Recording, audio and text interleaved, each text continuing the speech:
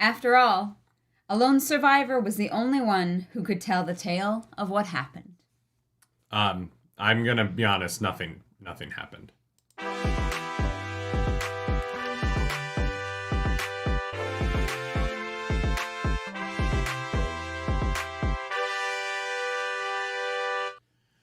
That is right. What's up, Internet? Welcome to the Nerdy, the Wordy, the Book Club. This is Nerdy. That's my dumb face. And I'm Clarus. That's a smart face. What? I'm the dumb face, you're the smart face. That's how this works. Welcome to the show. This is chapters 10 through 15 of Crossroads of Twilight, the 10th book of the Wheel of Time. And if you are just joining us, why? This is a weird point to jump on. To start. If this is your first episode, go back and listen to any other episode first. This is not going to be the best one, but this might be the one where I complain the most. The most? No, I don't think so. Zetterog. Oh God. Zetterog, good morning. Good morning. Thank you for that super duper chat. Expanse reactions. Yes, if you missed it, we did drop our first episode reaction to Expanse on Wednesday. Yes. Yeah, we're so excited to be starting that show, y'all. I'm so excited to get on that journey. I wish we could speed it up, but we don't have time at the moment. Yeah. But we might at some point, because I don't want to take over a year to watch that show. So we'll see what happens. Fair enough. Zetterog says they finished A Memory of Light 10 years ago today on their 48th birthday. Happy birthday, Zetterog! What? We'd sing happy birthday for you, but that song is owned by Warner Brothers. Wait, what? I sing it on stream all the time. Yeah, but that's Twitch. Nobody cares about Twitch. Happy birth, you. Happy birth, you. Happy birth, you. It's half the song. They can't demonetize that. I'm not gonna lie, you just got a unique experience. The first ever version of that birthday song. No, that's not true. There's no way anyone has sung that before. We did it in Young Canadians for half birthdays. It was like youth singers. Because we didn't go through the summer. If you had a summer birthday, you'd get a half birthday song. Youth singers were weird. Also send some of this monkey. I hear they need some coffee. And a lot of closed discussion in the spoiler chat. We will definitely send Monkey some. Did my thing coffee just break? Blue, a whole year. Blue's been a member for 12 months. Clarus. We'll get to it. Let's do it in order. Sarmi, thank you. Welcome back to the Nerd Table for being a month, and then Blue gifted 50 memberships. Blue, is that excitement for the Expanse as well? Because No, Blue just really likes Elaine. Blue's like, it's Elaine week, baby. This is my favorite storyline. Pregnant Elaine. Avendasora, thank you for joining the Nargs. First live show in a while. I'm so happy to be here. Go Bills and Jags this weekend. Go Giants. Everyone, if you could spare some love and some thoughts for my New York football Giants, I would really appreciate that a lot. Yeah. Oh, you're wearing your pants. I am wearing my Giants pants. I'm wearing a black t-shirt. I'm being boring today, but... so boring. Trevor Fast, thank you for joining the Nargs for 8 months. Welcome Happy back. Friday. Happy Friday. Blue, thank you. My Blue. Wow. My dang Blue dude. I never thought that the Blue Man Group would be such a sponsor of the show. But it's not BLUE Men Group. It's BLOO. It's the Blue Man Group. Anyway, if you've gotten a membership from Blue, if you've been gifted a membership, you are part of the Blue Man Group. Is that dumb merch? If we sell Blue Man Group shirts. I don't know. Blue, is that dumb? Is this a terrible joke? But people be like, what's a Blue Man Group? And I'm like, you don't understand. Just don't ask. Don't worry about it. Oh my God. Speaking of merch. Oh my God. Do you have the link to drop? Oh yeah. We dropped new merch. Guys. I was hoping ours would get here by now, but. So we could wear it? Yeah. Guys, we dropped our convention shirt. So we've got one for each of the Aja colors. Yeah, so you have to choose your text color to get different colors of product. Yeah, of the shirts. Yeah. So there's the white text and then the black text, because obviously the black text is not going to show up on the black shirt. But yeah. Those are now available for you guys.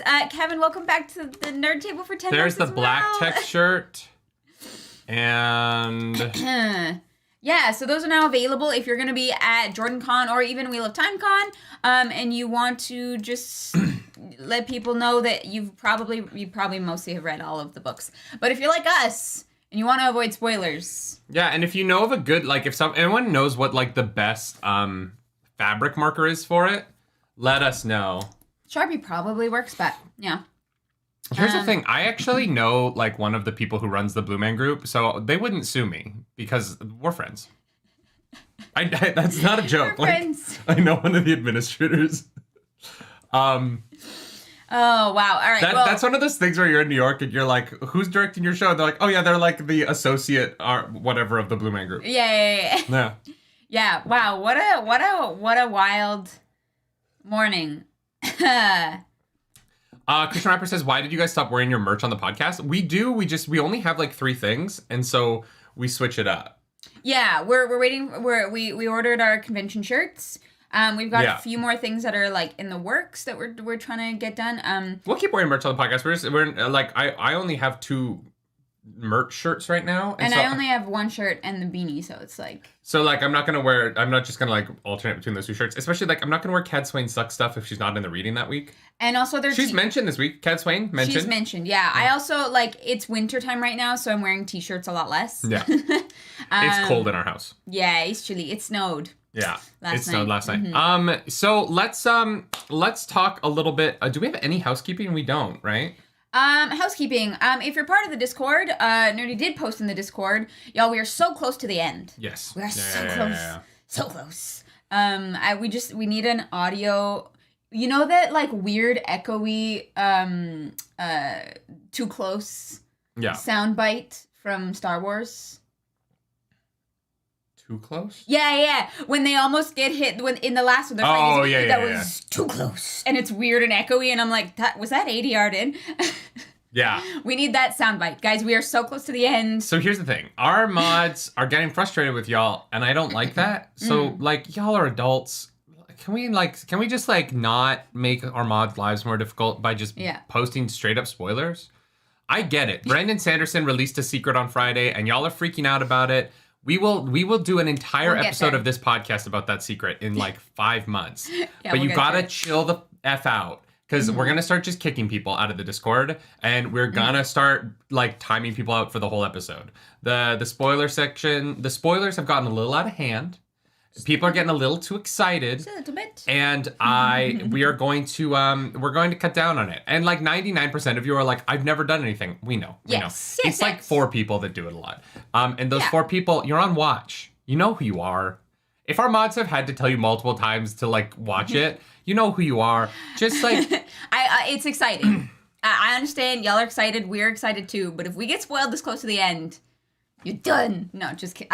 No, but actually though, if we get spoiled this close to the end, I'm gonna be pissed. Yeah. I will lose my shit.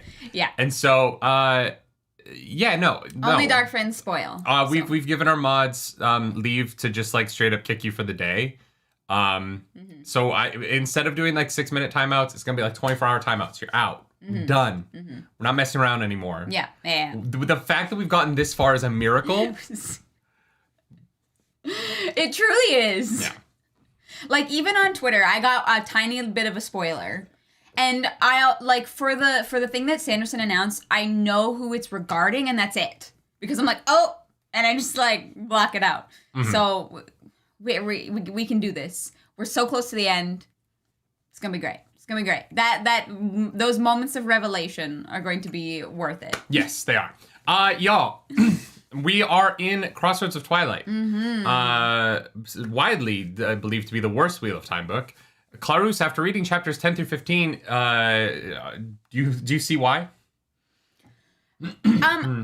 Look.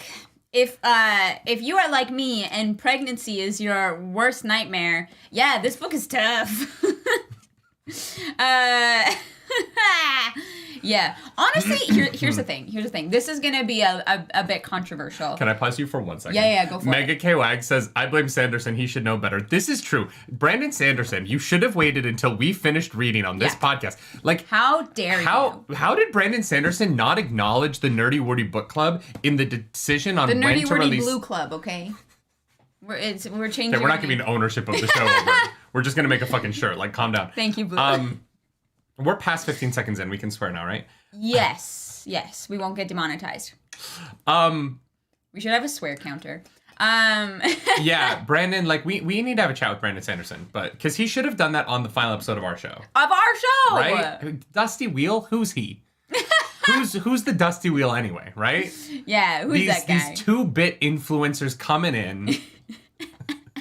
That is, just in case you don't know, that is a joke. We love Dusty. We've been on his show multiple times. Yeah. We're very big fans of the Innkeeper, and we're excited to meet him in person at JordanCon. Yeah. Yeah. God, that mug makes me chuckle. So, Close, yeah, sorry, go back to what you were thinking about this section. Okay, so pregnancy is not my favorite. But my, like, spicy take is that, like, I didn't hate reading this. Like, I was not... didn't hate reading it, no. Like, I wasn't bored, really. I felt like I was, like, I don't know. I felt like I was, like, kind of almost, like, in on, like, a secret, almost. Mm-hmm. Like, this whole thing feels like it's very, like, I guess not sneaky is the wrong word. But here's the thing. I am not smart enough for politics. That's not true.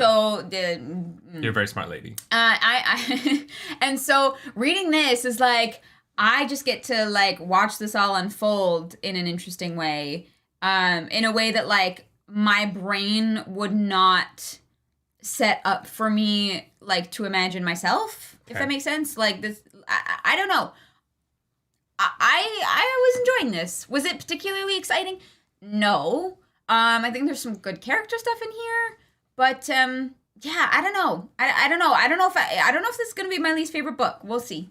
We're not okay. Well, actually, we're over halfway. So Dale Henderson, thank you for that super chat. Quick advice on the audiobooks through the slog. Speed up the tempo of the reading. It'll be much more enjoyable. The problem is we have to talk about it, and if I listen to that audiobook, straight up, listening to the Wheel of Time audiobooks in chapters that you've not yet read is so hard with character names. Yes. And because we have to talk about it, yes. I feel like I would just get lost. Yes. Yeah. I'd have to go back and read it anyway. Yeah, so, like it's like slow, but I enjoyed it. All right, I'm going to be the contrarian to Clarissa's opinion.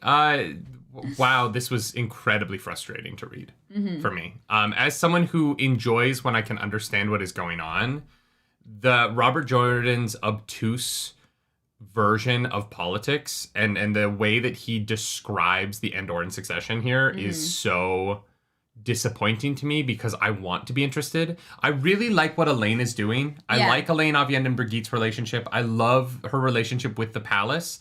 But the mechanics of the siege that is going on outside and the 10 out of the 19 high seats and the visiting, but, like, she can't visit, Dylan has to visit. This is the most complicated succession I've ever read in any book ever. And it's so complicated, but also at the same time, it's not explained because Robert Jordan keeps doing this thing where he's like, Elaine, if your crazy plan happens, you are going to win this. And at no point are we told what that plan is. So, like, we're just reading 4 characters who are in on a secret that we're not in on for 7 straight chapters. Mm-hmm. And I find that really frustrating. If we're going to spend this long in a POV with a character who has this plan that they're enacting, let us in on the plan instead of just like and then the Wave Mistress did a thing that's going to affect my plan. And I'm like, I don't know what that plan is. So I don't care that it affects your plan because you've kept the plan happened in a secret meeting that happened off page. And so this was just 6 chapters of like, oh no, what's going to happen with my secret plan that the reader is not allowed to know about at all. Like, we no know bits steps of of it. Yeah. Okay. What do you think the plan is? Part of the plan is for the Borderlanders to scare off opposition. The plan is going to be done before they get there. Well, yes, now, but the hope, like the reason that Elaine sent them on this specific path to Merndy, I believe, was so that hopefully it would deter any like military action against Sure, I'm just saying that, like, in this reading this week, she's like, oh, a month, the plan will be over by then. What plan? What is the plan? I just want to know. I want to be a part of it. I want to be a part of what our characters are doing instead of like reading around the edges of what our characters are doing. Does that make sense? Yeah, I mean, I don't find it super complicated. Like, I think that there are like secret parts of it, but like the plan is for her to take the throne, and I mean that like, in this section, they're talking about a specific plan that they are enacting in order to get her to the throne. Like, there is this plan that they have that they keep like at the end of every meeting, they're like they're like looking at each other and be like, oh, like the secret plan, right? And I'm like, I don't remember that. It happens multiple times in the reading this week. I don't know. I feel like it might actually be like just more straightforward than like I feel like you might be adding layers to it, but that it like it's not as like undercover as you feel like it is. And like I'm not saying like if that's how you're reading it, like that's fine. I just like I don't see anything like super deep about it. The only thing that like I'm worried about is like the Aes Sedai that are in the inn, you know, like I think that they're going to either be a help or a hindrance. Like I don't think that they're just waiting out the White Tower stuff. I think there's something suspicious going on there. But like in terms of what Elaine is doing, I think she's just trying to she's waiting out this siege, which is super easy because they can teleport in and out with supplies. Yeah, it's not a siege, yeah. And she's waiting for the people to come to her side, I believe. Like, you know, she had Dylan go get these couple people. There's some people who are like missing, and there's some people who like haven't been like heard from. And so it just seems kind of like unfortunately for a book like this, it's like a waiting game, but that's not super interesting. But then why write it? That's like, fair. Why write? But here's the thing. Why am I reading 6 straight chapters of something is going to happen here, but it can't happen until winter's over, so we're chatting. I honestly think that there's going to be like dark friends involved with Amarilla. I also don't think obviously they are. Yeah, I don't think that anyone who's with Amarilla actually thinks that she's going to be put on the throne. There's obviously some fucking going around there. That's a whole other thing to get into, yeah. Yeah, but I do think that there is dark friend influence and, well, actually, I don't know about that because does Moradin want Elaine on the throne? We don't know yet, right? I don't know what anybody in this section wants. Yeah. Like, I legitimately don't know what anyone wants. Yeah. And that's the problem, right? Like, Sand and Glock, thank you so much. Don't worry, Nerdy, the plan will come on you from behind. No, I get that. I understand. Sand. I understand that the plan is going to come to fruition. I totally get it. Like, I'm not, I know it's going to happen. Mm-hmm. I'm just, as I'm reading these chapters, I'm sitting here being like, why not do this in a way where why not tell this story through the actions of the characters, and why do it so much through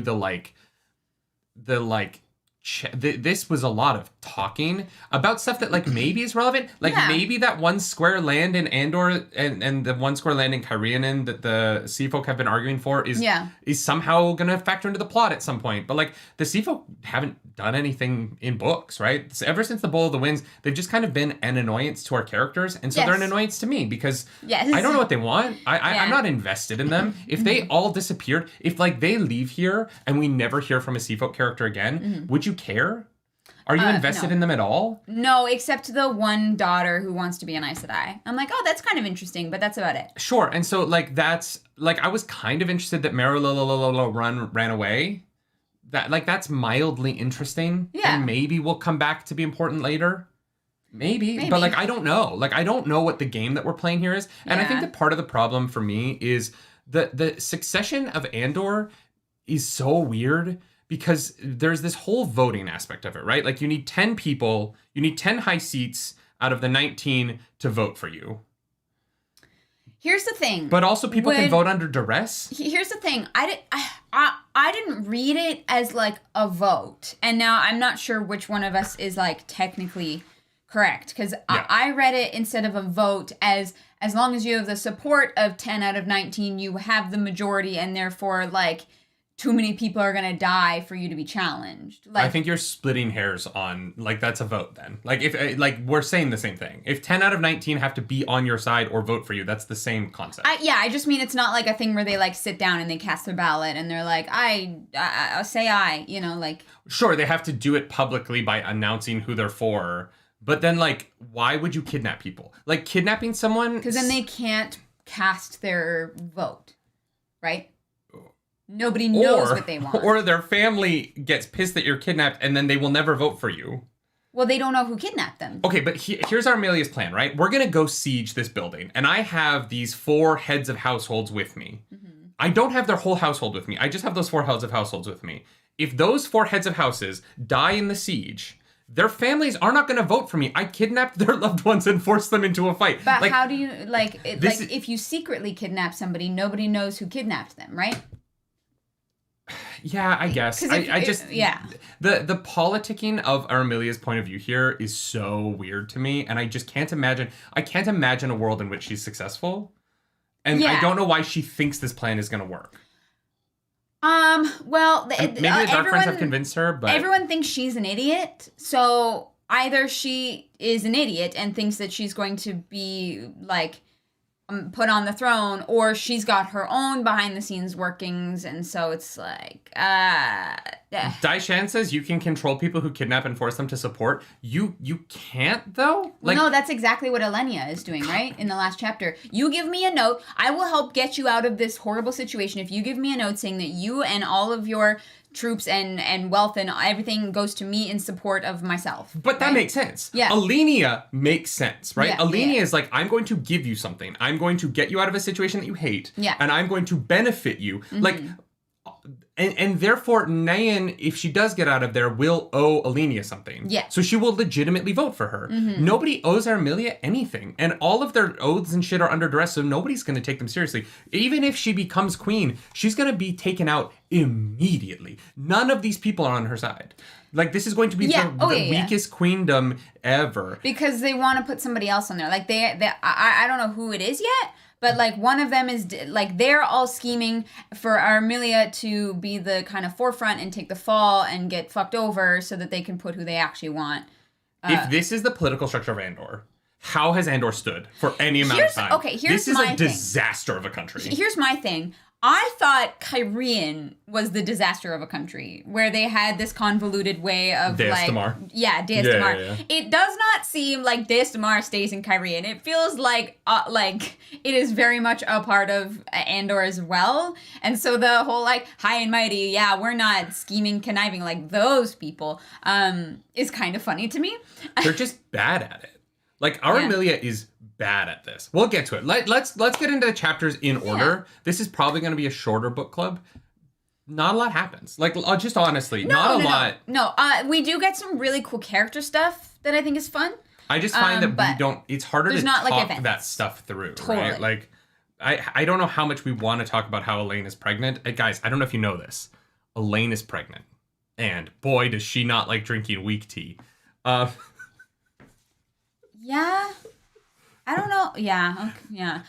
I don't know. I don't know if you guys got it from the book. But Elaine, pregnant. Definitely pregnant. Yeah. Also, honey is bad for pregnant people? Like, calories seem to be bad for pregnant. Like, they're like, you can't overeat. You have to have goop and plums. Like, what?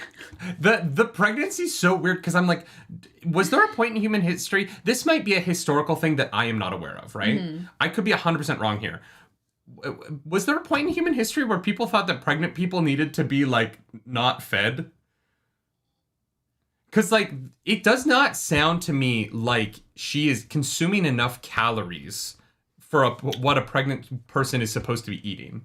You're eating for 2 humans. Like, it is weird that they are, like, withholding food from her, but I don't know. I don't know about pregnancy. I have learned more about pregnancy from this book than I've ever known in my life. No, that is bad. But that's the problem. This book does Robert Jordan know anything about pregnancy? I don't think he does. I don't know if he does either. I'm not sure he does. That's why it's weird. I have never met a pregnant person who got pregnant and then started to consume fewer calories. Like, look, I'm glad that she's not drinking alcohol. Don't get me wrong. Yeah. The last thing we need is, like, the babies to be born with feel alcohol syndrome. But the food thing is like really strange. It is weird to me. I don't know. I haven't known many pregnant people, but they have like cravings and stuff, and they kind of abide by them, right? Your body wants things that it needs, or it thinks that it needs. But like, I don't know. Dale Hendrickson says you can gain weight while you're pregnant, but you don't have to get obese. What the fuck? What the fuck? What are you talking about? You have to eat. No, you have to eat because you're growing a baby. There's a human. We're not talking about her weight, Dale. We're talking about the baby needing nutrients. Yeah. You don't get enough nutrients from porridge. They keep feeding her like plums and porridge, and I'm like, this woman needs protein. This woman needs like, and look, this woman needs healthy fats. All right. I don't know. It was just funny. I was like, I don't know what Robert Jordan knows about pregnancy. Yeah. And And here's the thing. Robert Jordan writes that everybody who's had a baby, and especially those who haven't had babies, all have opinions on what you should do. Right? So I think it's meant to be like silly, but yeah. Oh, you don't have to overeat to get the nutrients. Sorry, I understand what you're saying. No, the problem isn't that it's not about the overeating. It's about the fact that they're serving her like just porridge, which is... That's not a diverse meal. James Ross says you're eating for two. Undercooked meats of stored meat could increase food illness. See, that is a legitimate thing I don't understand. Okay. That I could see. Okay, yeah. That is valid. That is 100% valid. But yeah, reading this, I was like, I don't understand what's happening. I don't understand like what maybe the tea has caffeine in it. So maybe they're like it's black tea? Yeah, that might be it. And they're trying to okay, maybe that's it. Also, like if you're pregnant and you want to get obese, get obese. You're pregnant. Do whatever you want. You have to put up with so much. Yeah. Don't worry about other people. Your life is you do you. Is a lot for 9 months. Do whatever you want. Eat whatever you want. Enjoy life. Yeah. Maybe it's fork root tea. I don't believe they're serving her fork root tea. Yes. Well, maybe somebody tried to, but I love this little kind of as like a side thing. I love the description of like her guards and their like uniforms and how like elaborate they are, and the like I'm going to make them even more extravagant so that people don't take them seriously until they find a goddamn knife in their back. I was like, yeah. I appreciate that. Yeah, I dig it. So we start with chapter 10. Wow, that's the longest I think it took us to get to the chapters. It's been 30 minutes. Yeah, we've talked a lot about stuff that we have to talk about today, though. So Blazing Beacon. Elaine and Avienda are at a house. That's the Matherin house. They wake up and they leave. The end. Chapter 11. Talk of Deaths. Okay. Wait. In that chapter we find out why she's there, right? Okay. I just want to make sure. I was like, yeah, not a lot actually happened. Some of them leave. They do get some old men and some boys, and they leave. I summed up the chapter. Avienda, the important thing that happens in this chapter, and I think probably the only important thing, is that Avienda's like, are you sure that this is worth our time? And Elaine is like, yes, I'm playing the long game. Yeah, I need to be Queen of Andor, but Andor needs to be ready for Tarmangaden, and they need to be willing to follow me, and I'm not just playing for the throne here. I am playing for the end game. Elaine, probably good at chess. Probably much better than I am. Sure. This chapter gets really undercut later in the reading when she's like, oh, yeah, no, Matherin's not a high seat. That's just like a small house. They don't really have anything to do with what's going on right now. And I'm like, cool, that didn't need to be a whole chapter then. That could have been you could have started the next chapter with them coming out of the gateway, I would have gotten all of the information that I needed. It definitely didn't need to be a full chapter. We could call this week Elaine's meetings that could have been emails. Like literally, there's like a page and a half of information that I would have kept from this. Yes. Well, okay. Well, no, doesn't the maid freak out for some reason? Isn't there like a ghost in there? Sure. I don't know. It doesn't come back. So like maybe that's interesting later. Yeah, that character doesn't like mean anything to us right now, so it wasn't. I was like, okay, that happened. Obviously, it's not a ghost. Obviously, there's something else going on there, but I don't know what the fuck I'm supposed to think about this. There's a character we've never met before, in a place we've never met before, who sees another character we have never met before who's dead. Yes. In a moment when, so like, maybe. Cool. Yeah, I mean, that might come back. It doesn't for the next 6 chapters. So, like, it's not... and this is part of the problem with Robert Jordan's writing to me, is that things are not immediately relevant. And there's so much description of so many things that by the time things do come back, oftentimes I've forgotten the first time they appeared. And I'm like, yeah. Yeah, it does take too long to come back to things sometimes. That I'm sure in the middle of the last battle, that ghost is gonna appear and do some shit. And you're gonna be like, oh my god, it's the ghost from that one scene. And no, we're not gonna be like that. We're gonna be like, who is this? I don't remember. Because that's 4 books ago. Yeah. No, yes. There's a moment that might be a ghost. I think it's probably just someone popping in and out of Tel'aran'rhiod, maybe, spying on Elaine. I think it's a Ghostbusters crossover. Da-da-da-da-da. Yeah, Robert Jordan was a huge fan of Ghostbusters. Yeah, I mean, I don't know. It could also just be a woman having a heart. It might just be like Saidin, the battle between Saidin and Machin Shin, because that begins in this chapter. Maybe it's just they're breaks. Close enough, right, that it like is a side effect of that. Yeah, I was gonna say maybe there is actually like a ghost world, and they get too close to one another and they collide, and that's actually the next book. Sure. Dealing with the ghosts. It could be anything. It could be anything. It could be Slayer. No, he wouldn't appear as a woman. It literally could be anything. That's true. Like, yeah, that will probably maybe come back at a later date. If it had come back, I would agree. Like, it would be interesting. But like, this is the thing, right? This is why it's so frustrating. Yeah. Is because I'm like, yeah, no, that was a weird moment that happened. Weird. That did not affect our characters at all. Yep. And so they go back to the palace. The head master of this, not like the person, but like the caretaker of this place, seems cool. He got the boys in shape. He taught the old men how to point a halberd. Yeah. And so they go home. After feeling the thing, and Aviendha. Oh no! The important thing here is Elaine's like, we have to go, and Aviendha's like, we can't. Yeah. And I'm like, why? You can teleport. Why? This whole section, they're like, well, there's nothing we can do about it, and I'm like, what the fuck do you mean? There's nothing you can do about it? You can fucking teleport. You know where it's happening. You can literally feel where Rand is down to the millimeter. Uh-huh. You know exactly where it's fucking happening. That's not true. And you can teleport. There is absolutely something. Aviendha literally says why they're not going to go. Sure, but they go back to the Aes Sedai, and the Aes Sedai and Saritha or whoever's like, well, there's nothing we can do about it. I'm like, yes, there fucking is. You all can teleport.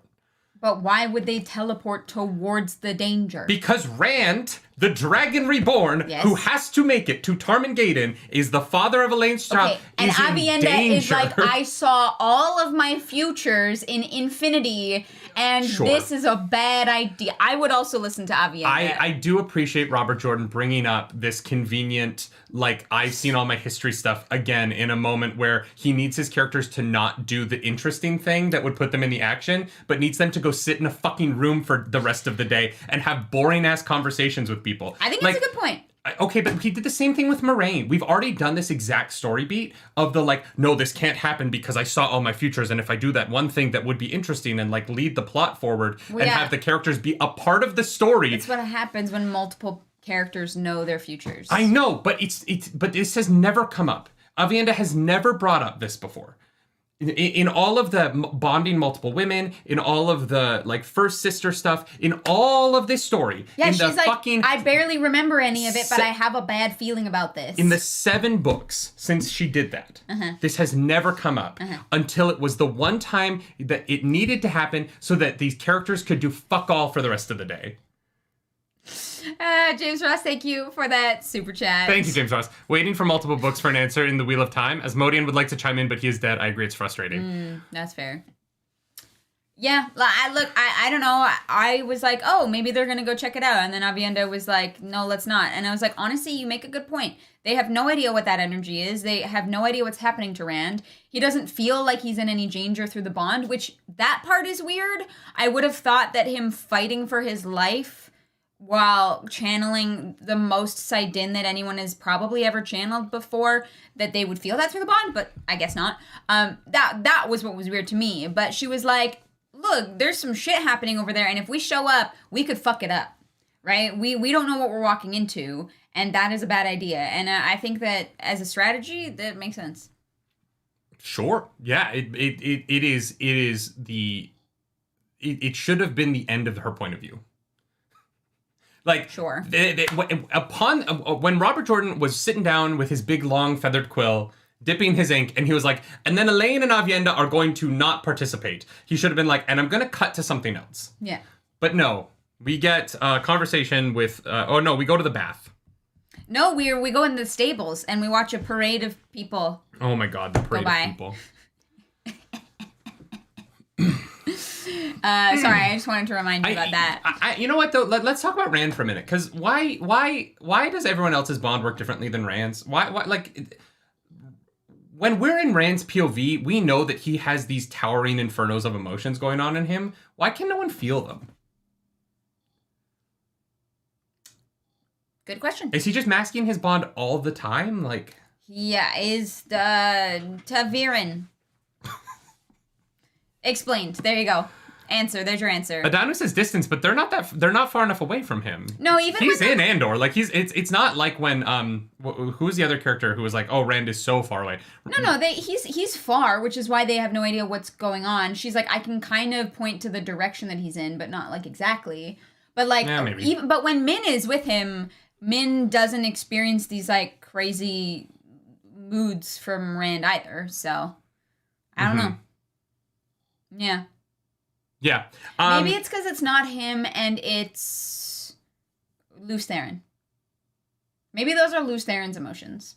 That's interesting. And they are actually separate in a way. And the girls aren't bonded to Lews Therin. That would actually be a really interesting concept. That like the warder bond, and that like Rand could like wink out of existence on them if Lews Therin took over. And then like come back. Like Rand is dead. Yeah. Huh. That would be interesting. That would be an interesting way to play with the story of it. Yeah, I don't hate that. We'll see. We'll see what happens. I don't know. We haven't gone back to like any of the men since it's been cleansed. Mm-hmm. So we don't really know how it's affecting people. So we get to the stable scene in which everyone gets described again, in case you forgot what they wear from the last book, and we get some interesting the realization that we all know now who killed Vendine's sister. Right, we're all on board.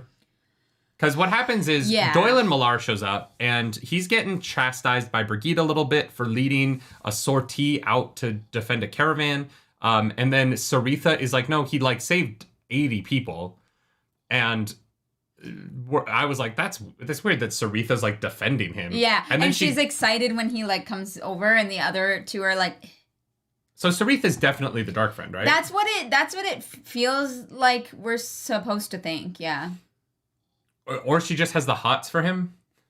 I don't know. I don't know. But like, it feels like it really does feel like Saritha's a dark friend. Yes, that's what I wrote down. That like it feels like she's on his side, and the other two are not. And I feel like if the other two were working with him and with Morden, that they wouldn't be so pissy with him. I don't know. I've got to ask though, why is Doyle and Millar at the gate to lead a sortie anyway? Like it takes some time to get from the palace to the wall. So like, how is he even like? It's if I was Elaine, I'd be like, it's really suspicious that you were even over there. Well, your job is to be here. It is suspicious, and Elaine is suspicious. She fucking lets him have it. She's like, how did you know they were his men? And Doyle's like, oh well, I recognized one of them. And she's like, interesting. Yeah, but then she doesn't ask the better question. Which is, why were you there? Why weren't you here waiting for me? Well, because it's what she's doing with the other spies, right? She's rooting out spies, but not letting them know, for the most part, that she knows that they're spies, so that she can use that information against them and have them either followed or watched or whatever it is. So if she becomes suspicious of him, she's not going to tell him that right away. She's going to find out what the fuck he's up to because of those suspicions. But she isn't suspicious of him. And that's what I think is weird about it. I don't think so. In the reading, she's not. We're in her POV, and we are not told that she's suspicious of him. She literally says, I repay my debts, or whatever. She makes like a veiled threat. Yeah, I know. She becomes a Lannister for a minute, but she doesn't like... No, that is her being suspicious, I think. Yeah, maybe. I would have been like, yo, why were you at the wall? Like, that's not your job. Yeah, I don't know. That never. Unless it is his job, maybe like, but he's the captain of her bodyguard. Like, I just feel like the wall isn't his purview, unless I don't know. It doesn't matter. But so yeah, she rips into him publicly, which he's very pissy about because his penis is very small. Yeah. Saritha defends him, Saritha's definitely a dark friend, right? Yeah. She killed Vendine's sister. Put it in the prediction book. I think she was my first impulse as well when I read that in the last section or not the last section. I think we found out before that it was one of those three, but I think I was like, maybe it's like her, but I don't know. I don't know if that's what we're like supposed to think or if that's actually what it is. I don't know. I'm going to say that it is. Yeah. Just so that it means something, because otherwise it's like, I don't need any more red herrings here, because we know that he's the dark friend. Like, give us clues that we can have fun with. You know what I mean? Let us figure it out. Yeah.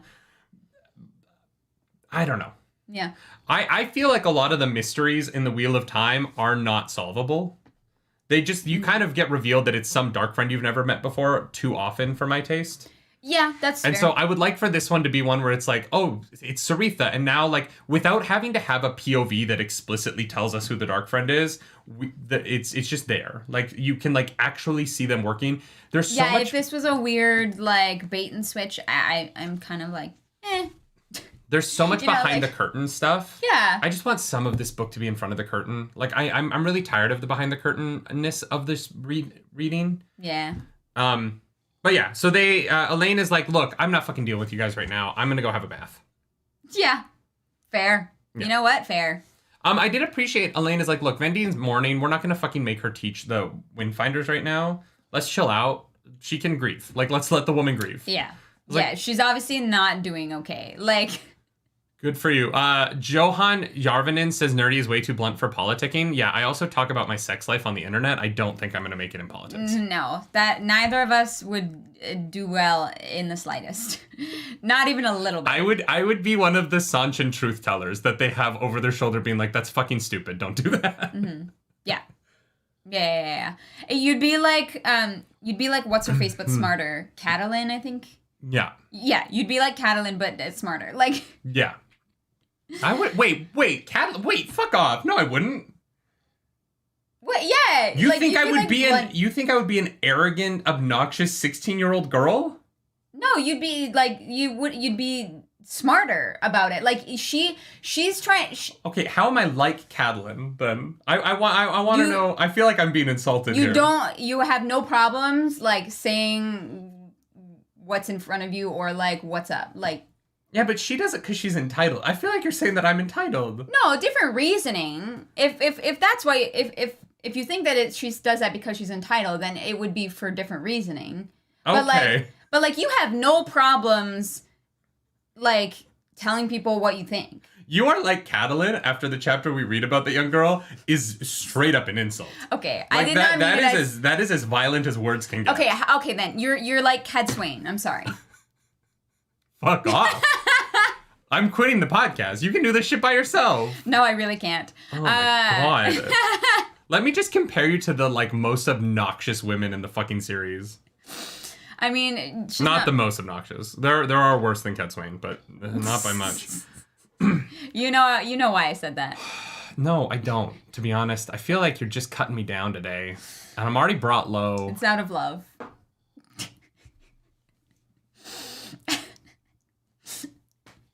It's gonna be okay. No, it's really not. It's gonna I'm be okay. upset. You're not good at politics. How's that? It's true, I'm not.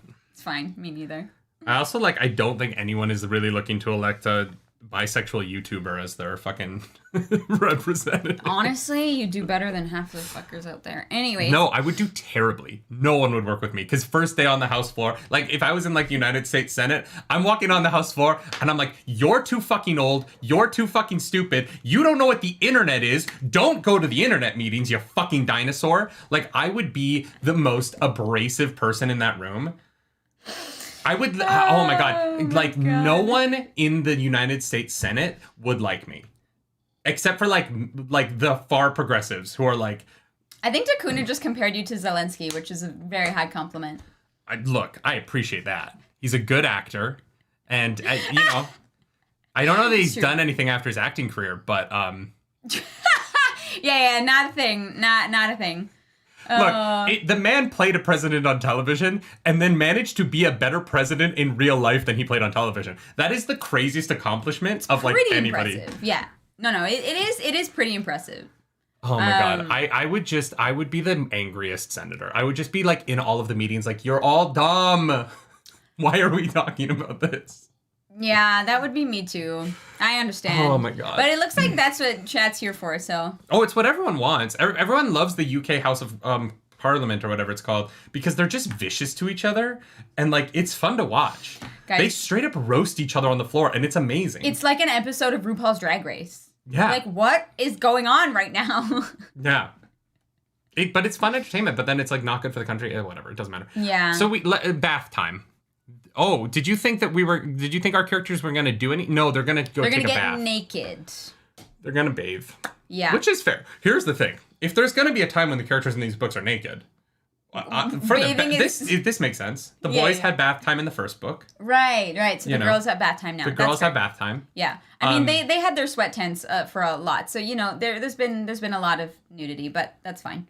I don't mind the nudity. No, it's fine. It's just you can funny. have your characters be nude. It's just the one chapter in the last book that was weird, but the nudity in the snow is weird because I'm like, this is unrealistic. Yeah. Nude in the bath, that's realistic. That's life. Yeah. You get naked, you take a bath.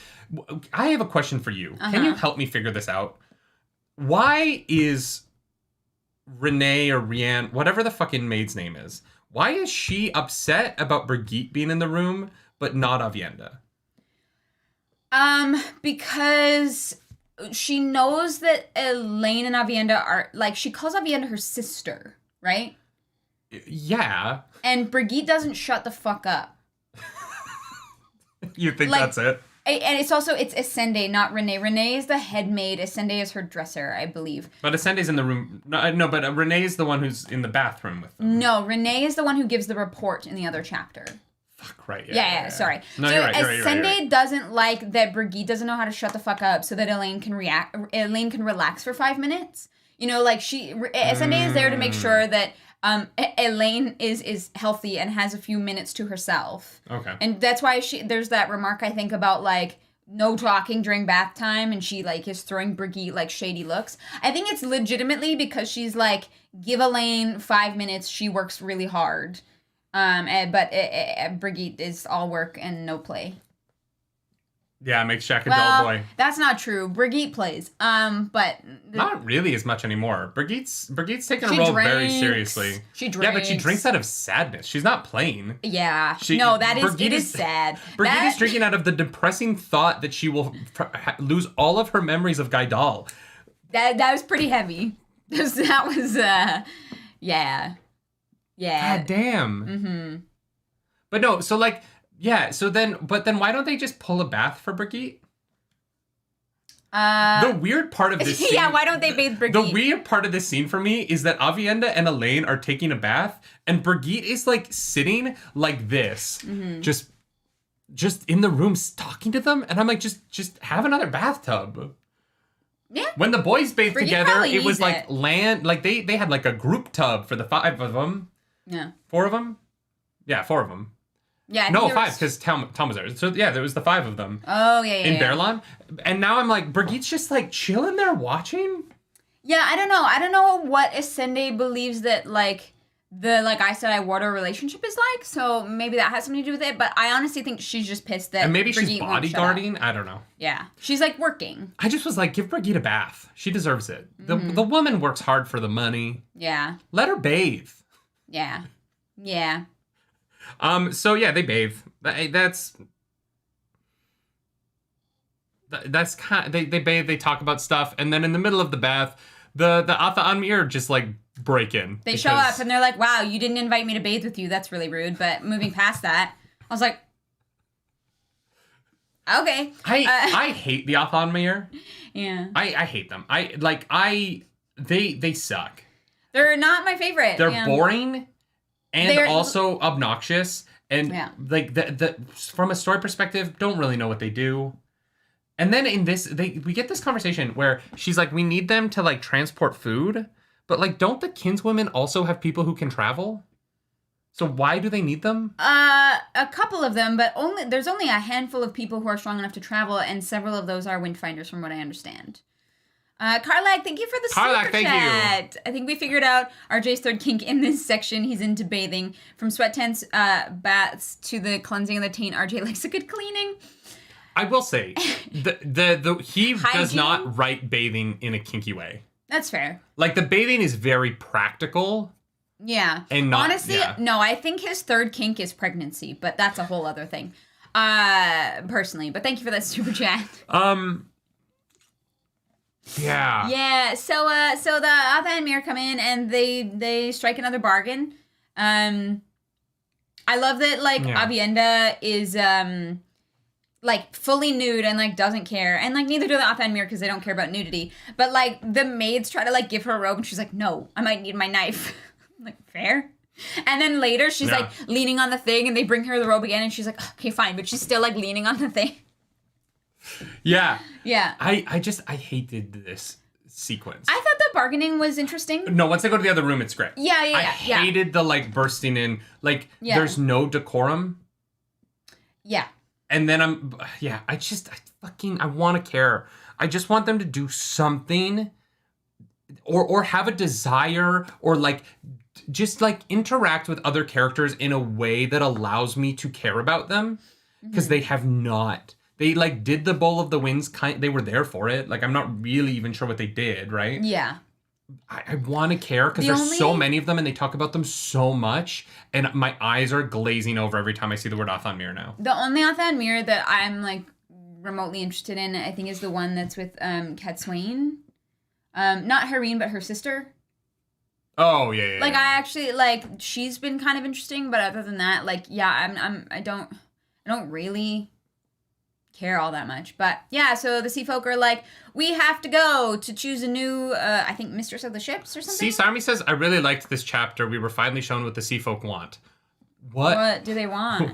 They want 1 square foot of land on the Inland River. Why? I guess they want like to collect a bunch of square miles of land. Why?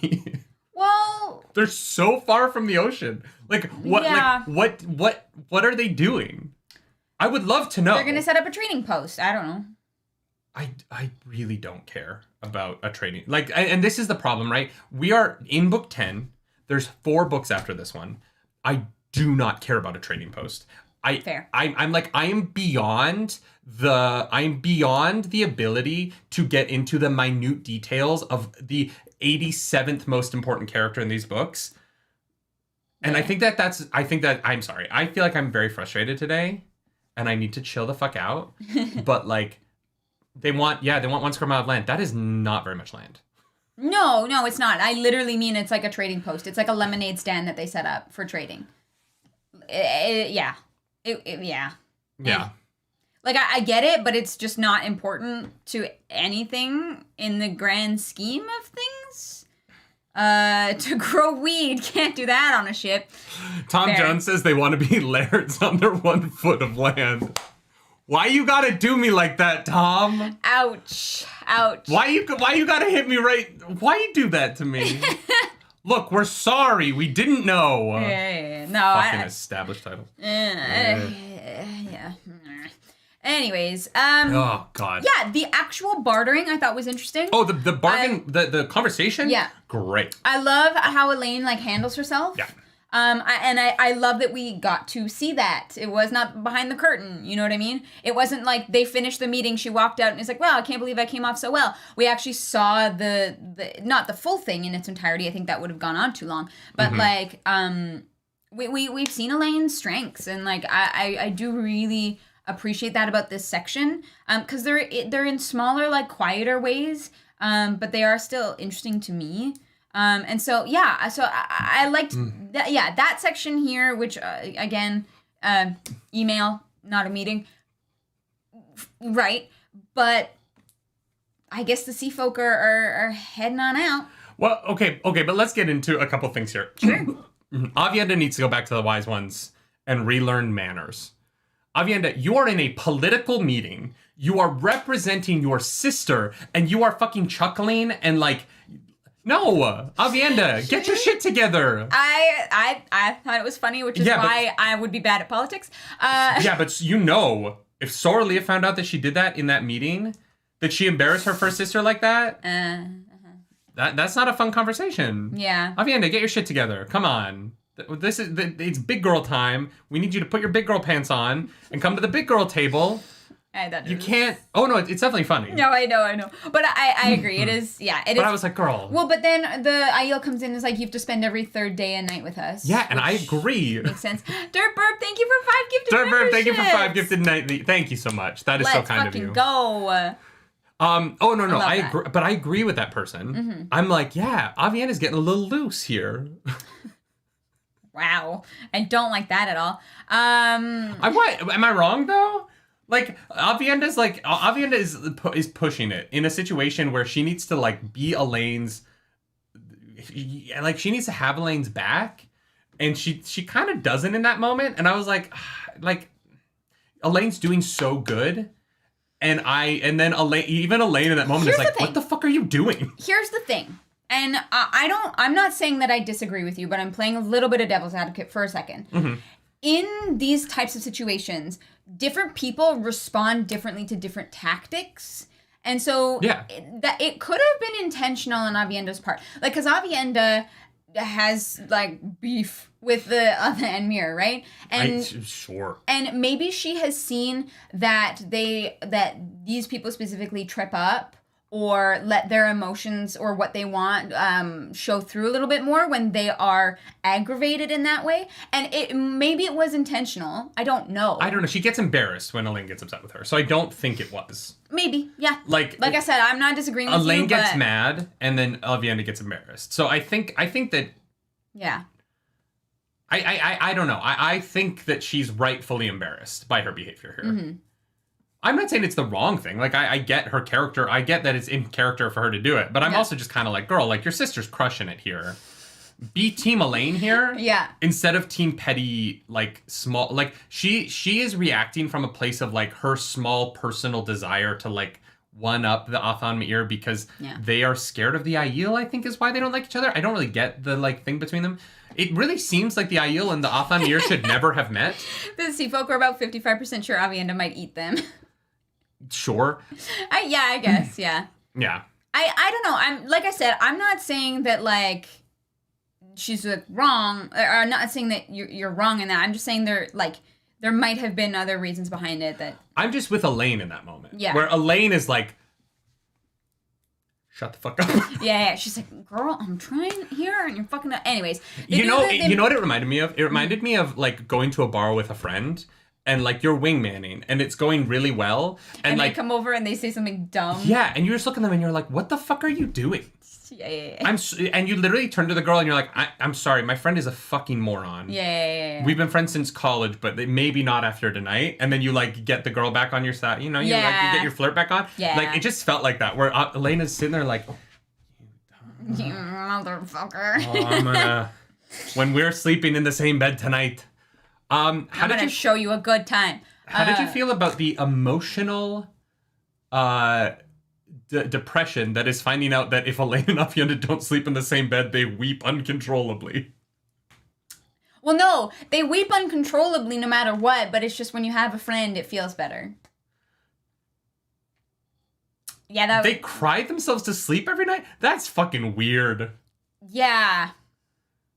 Yeah, I agree. Fucking rich people, man. You are the goddamn queen of Andor. You're pregnant. I mean, granted, the crying because of pregnancy I can get, but like, god damn. Oh no, she's crying because no. She's crying because Birgitte is drunk. Is drunk crying in her room over.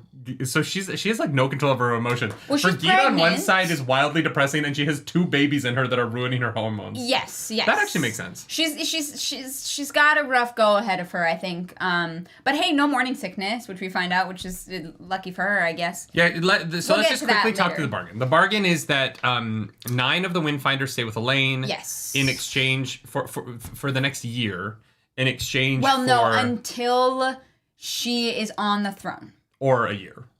Or a year? Oh, I think I missed that one. It's like a year or until she's on the throne. Right. And the sea folk get 1 square mile of land somewhere. Yes. That is not I think they money. say somewhere specifically, but yeah, so they get some land, and she gets to keep some of the Windfinders. The Windfinders are going to go elect, I think it was a new Mistress of Ships, but I might have that wrong.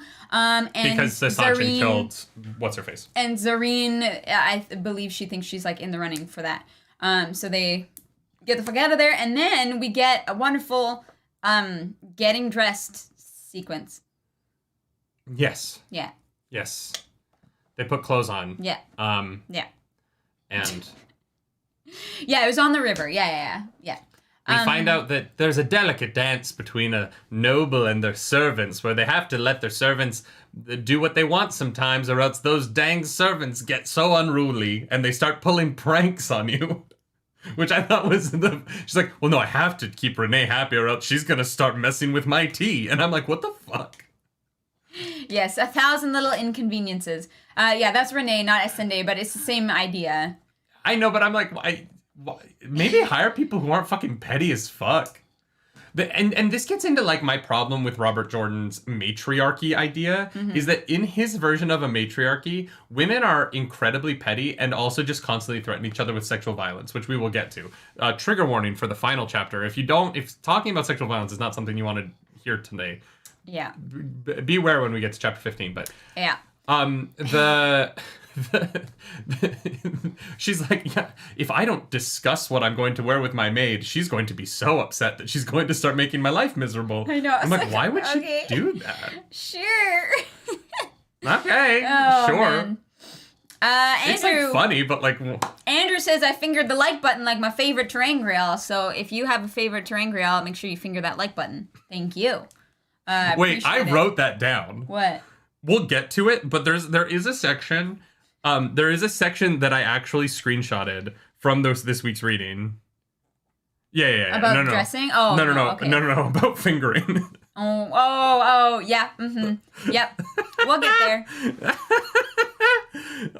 Okay, so they get dressed, and then one of the Aiel shows up. They're basically their stepmom shows up. Or no, wait. No, that's later. They have the meeting first because Avienda's in her pretty these dress. Fucking meetings. This is the most. So I they hate get this dressed. section so much. Here's the thing: they get dressed, and then Brigitte is like, "Hey, Daelin is back, and she brought some people." The high seats. She brought the high seats of 3 houses. Yeah, brought some, or 4 houses. Peeps over to see ya. So Elaine then gets changed out of what she decided on and decides to go with a different dress with more gems and stuff. And she's like, hey, Avienda, why don't you put on a pretty dress as well? And Avienda's like, wow, I'm so conflicted because I feel like I am getting soft as Wetlander and I don't want to wear pretty clothes because I actually really like pretty clothes. But Elaine said that I could put on pretty clothes, so I guess I'm going to put on some pretty clothes. And that about sums it up. Yeah, and so they put on the pretty clothes, and they go walk into the room, and surprise... There's some children. Yeah. Which is funny, because Elaine is like, what, 19? There's that, but also, like... She's like, wow, these children... This guy is, like, 16. I'm like... Did Daelin leave without knowing who the high seats of these houses were? No, she's supposed to bring their, like, she knows who they are and that they're, like, younger, but they're supposed Elaine to bring seems minders. confused by it. Like, Elaine is like, where are the adults? Yeah. Did they all die recently? No, one of them died, and they're trying to elect a new one. Right. One. That one. No, but I mean, like, Elaine seems surprised that there aren't, it doesn't seem, like, yes, she's surprised that the Guardians aren't with them, but she seems surprised that, like, the high seats... I think she was surprised that they were only there in the room, but I did find it initially, like, weird that Elaine was so taken aback. Maybe she didn't know how old that they were. I feel like Daelin was super dialed in. Hey, got him! I'm really proud of that. On what her, like, mission was and on who was supporting her. And so I was surprised. I figured Daelin would have told... Elaine who was gonna be there before she came back, but like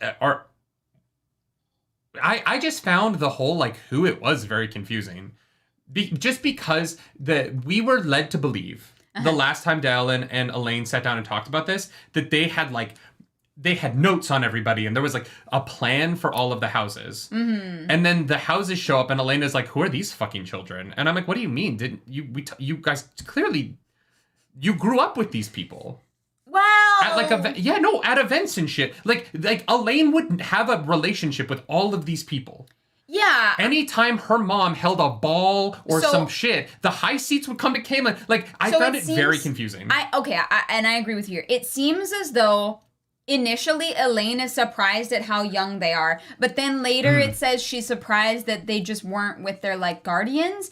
But it is written in the beginning that she is surprised at the ages of the people that are there. So I did find that very strange. I just don't think it was, like, communicated well. Because then later she's like, well, where are the adults, right? I don't buy it's weird that you could be the heir to a high seat of one of the 19 major houses in Andor, and you've never met the princess. Like, that doesn't make sense to me in terms of... Yeah, they've never had, like, balls or... Like, that's not how this works, right? Like, this is a kingdom that would have events where these people would have met. They would have gone hunting together as children. Like, they would have some sort of a relationship. It kind of feels, and like, look, this might sound strange. It feels like Elaine doesn't know anybody in Andor. Which is weird because except Ayelen.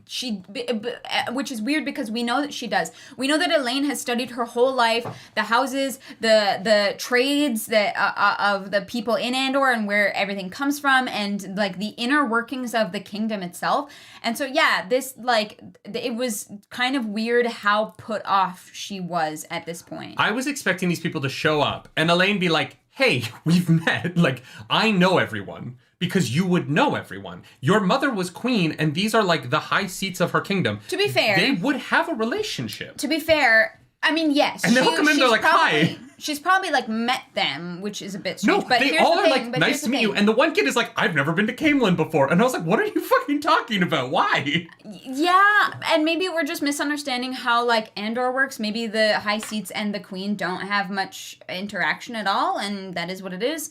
But, like, I think it was the girl, I think it was Catelyn, who was like, yeah, my person, whoever was before me, either mom or dad or uncle or whoever it was, just decided that, like, either now or next year doesn't make a difference. So she is, like, the recent high seat. But she still would have been heir to it, and Elaine would have been heir to the throne. Like... People are like, Andor is really big. Yeah, but these are the high seats. Like, this is the ruling council of the kingdom. These people, I don't buy. I don't buy into it. That in 18 I found years... this really strange and like... Yeah. These kids would have been forced to like summer together because you want them to get to know each other for the kingdom to be strong. You don't just like live in your separate manners and never interact with the queen, right? I think that like if Elaine had been like, yeah, we met once when we were 6 or whatever, like I could buy that. But yeah, does seem weird that in like 18 years that Elaine was like growing up in the castle, that they never hosted any kind of important meetings with high houses or like fun balls or events or feasts of any kind, or like communications and like bargaining. Like, I don't know. Yeah. If it was like she had met 2 of them and hadn't met the other 2, I would be more on board. But it does seem like she doesn't know any of them. It is specifically the fact that she's not met all 4 of them that I find really weird, including Coylin, or however you pronounce his name, who's only 2 years younger than her. Yeah. Like, they're of an age. Travel takes a long time. But they still, traveling took a long time for centuries. The king of Britain would still go summer with the king of Spain. Like, we still found time to go meet up with these people. Yeah. It's not like you only come to the coronation. Like, there are other events. Yeah, it does seem weird that they have never met before. I think if there was like we like were at the same feast when we were like 8 or something, like would be... Or maybe she doesn't recognize them because, like, they are young. They are several years younger than her. Coylin is only 2 years younger than... I'm not upset that, like, she doesn't have... she's not close with them. I just think it's really weird that she walks into the room... off guard. Yeah. And she's never met none of the 4 of them, right? She's never met any of them. Yeah. That is what's weird to me. Like, you would think that Morghese, in, like, training Elaine, would either have... Elaine, like them come to her for meetings and stuff like that, or they would 100%. travel around to the high seats. Well, but that's the problem is that we know that Morghese and Elaine traveled around.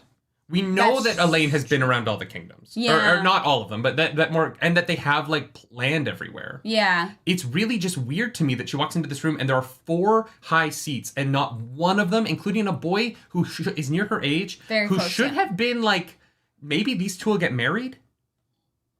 He's of an age. He's the heir to the high seat. There's like that would be a good match, right? Like I don't think Andor really works like that. Like, you know, maybe not. But my point is that like the fact that they've never met is so. This whole time I was like, I do think it is odd. Okay. Yeah. No, I do. I think it is strange. And it makes Elaine's relationship with Andor strange to me because she is just constantly meeting people. And I wish that she had relationships with somebody in Andor other than her maid and her guy. Yeah, I think that it kind of undercuts what we think that we know about Elaine, because before this point, we think that Elaine has worked her entire life studying Andor and everything about it, right? Like, and so, yeah, having her not recognize any of these people, regardless of never having met them, but even like recognizing them is a little bit strange when we're led to believe that like Elaine has been training for this her whole life and she takes it very seriously and she's good at it. If Elaine was like a forgetful person or whatever, I'd be like, yeah, sure, like whatever. But, you know, she was training for 18 years to be the queen. Like, I would assume, she would at least meet one of them. And so it does, it's just a weird undercut of her character in this chapter that it doesn't add anything. I just also wish she had like friends. Like the weird thing about Andor to me is that Elaine and Avienda come back, and Elaine. That's why Elaine loves Avienda so much. She's like, I finally have a friend. Right, but like Elaine has nobody in Andor that she cares about on a personal level. I think Gareth Bryan was one of those people. Gareth Bryan is like a 55-year-old man. Yes. I'm saying there's not nobody. Okay, I'm being very clear. Yes, but like I think that what's his face, Robin, probably got rid of all the people who were friendly with Morghese and Elaine. Yeah. So that would be devastating, I think, to come back to, but that's never really been talked about, and so I am putting on that however you call it. I just feel like this scene would have been more interesting if Elaine and Catelyn had a relationship. Yes. And if Elaine and Coilan had a relationship. Instead of, we kind of meet them really quickly. We find out that Catelyn sucks, Coilan is arrogant, and the other two are boys. And that's all we get out of them because there's no prior relationship to like build the scene on. Yeah, there's the one who's like, he could be okay. He's 11. He's like kind of smart. Yeah.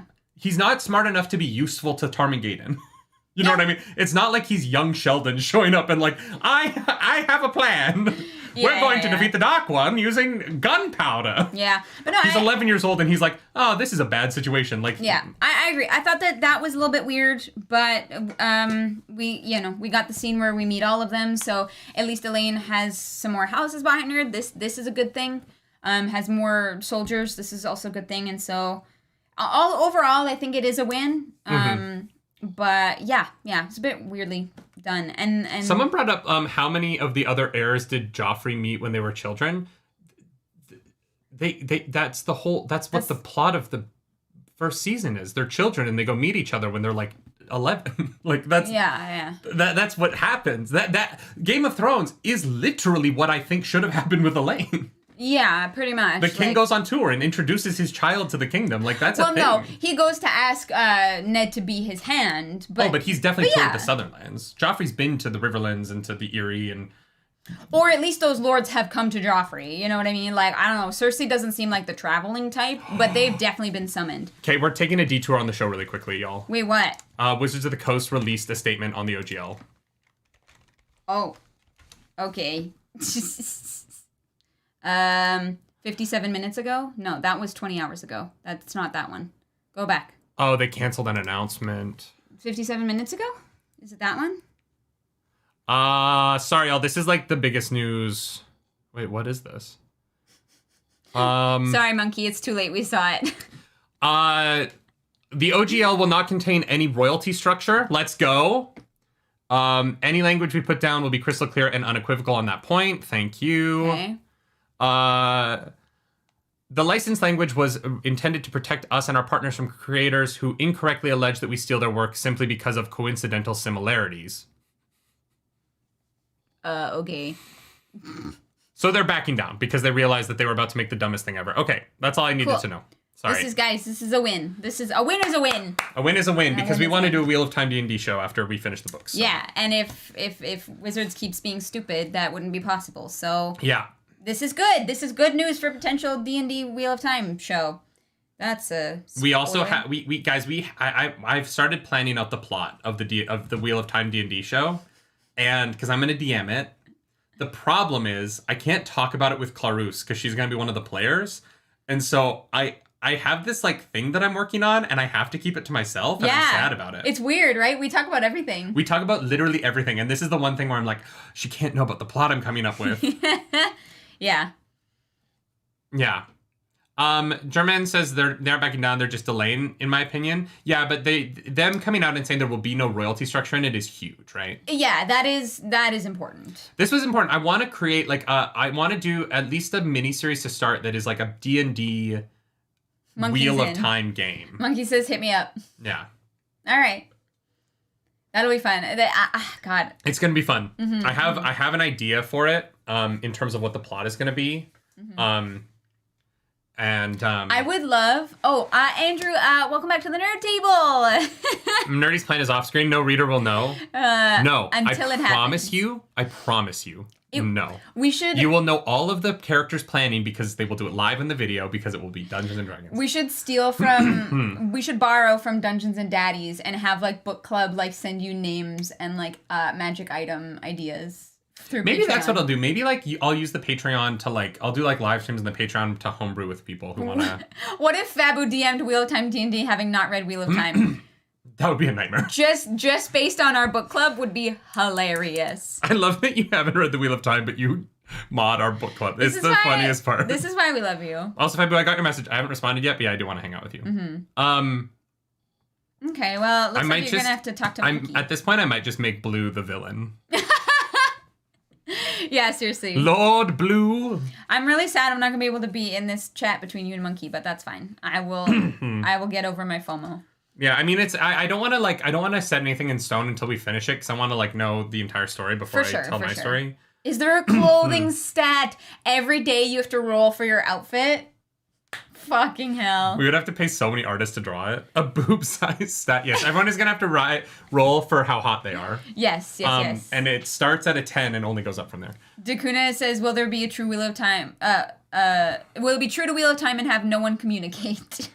No, unfortunately that not. would be hard in D&D. The evil of Methane's cat. Oh my god. No, Sammy will without a doubt be in a feline Trolloc. Yes, absolutely. No. NPC. It'll be a good, the good Trolloc. The good Trolloc. NPC that like helps out on the mission. That's funny. Oh my god. I love that. It's going to be fun, guys. Very excited for that. I don't know if you can tell. I want to talk about anything other than this week's reading. Okay. Yeah. This is the one that broke me. Like, all of the stuff before has been like, I've had like frustrations, I've had like things that I haven't liked, but this is the reading where I was like, here's the thing. I honestly believe you could pull this out of the series and you would not notice. Yeah, no. I can't imagine there is anything in this week that is so vital to the Wheel of Time that you need it moving forward. I'm pretty sure you could jump ahead to the next Elaine section and you'd be like, yeah, I understand what's going on. Probably. Here's the thing. I enjoyed reading it. I don't have much to talk about it, and that is kind of disappointing to me. Because it's pretty straightforward, right? There's nothing to like until we get to the final chapter. There's not a lot to like surmise about, other than like where did Marilla go? I don't know. That's fair. I have no idea. Yeah. The book offers the most sensible option, which is that she went back to the White Tower with the girl. It's true. Who I think is the Atha Anmir girl who wants to be an Aes Sedai, right? I'm assuming, yes, that's who it is. So we'll see. I don't know. There isn't a lot to like speculate on here. Elaine is doing good stuff. She's smart.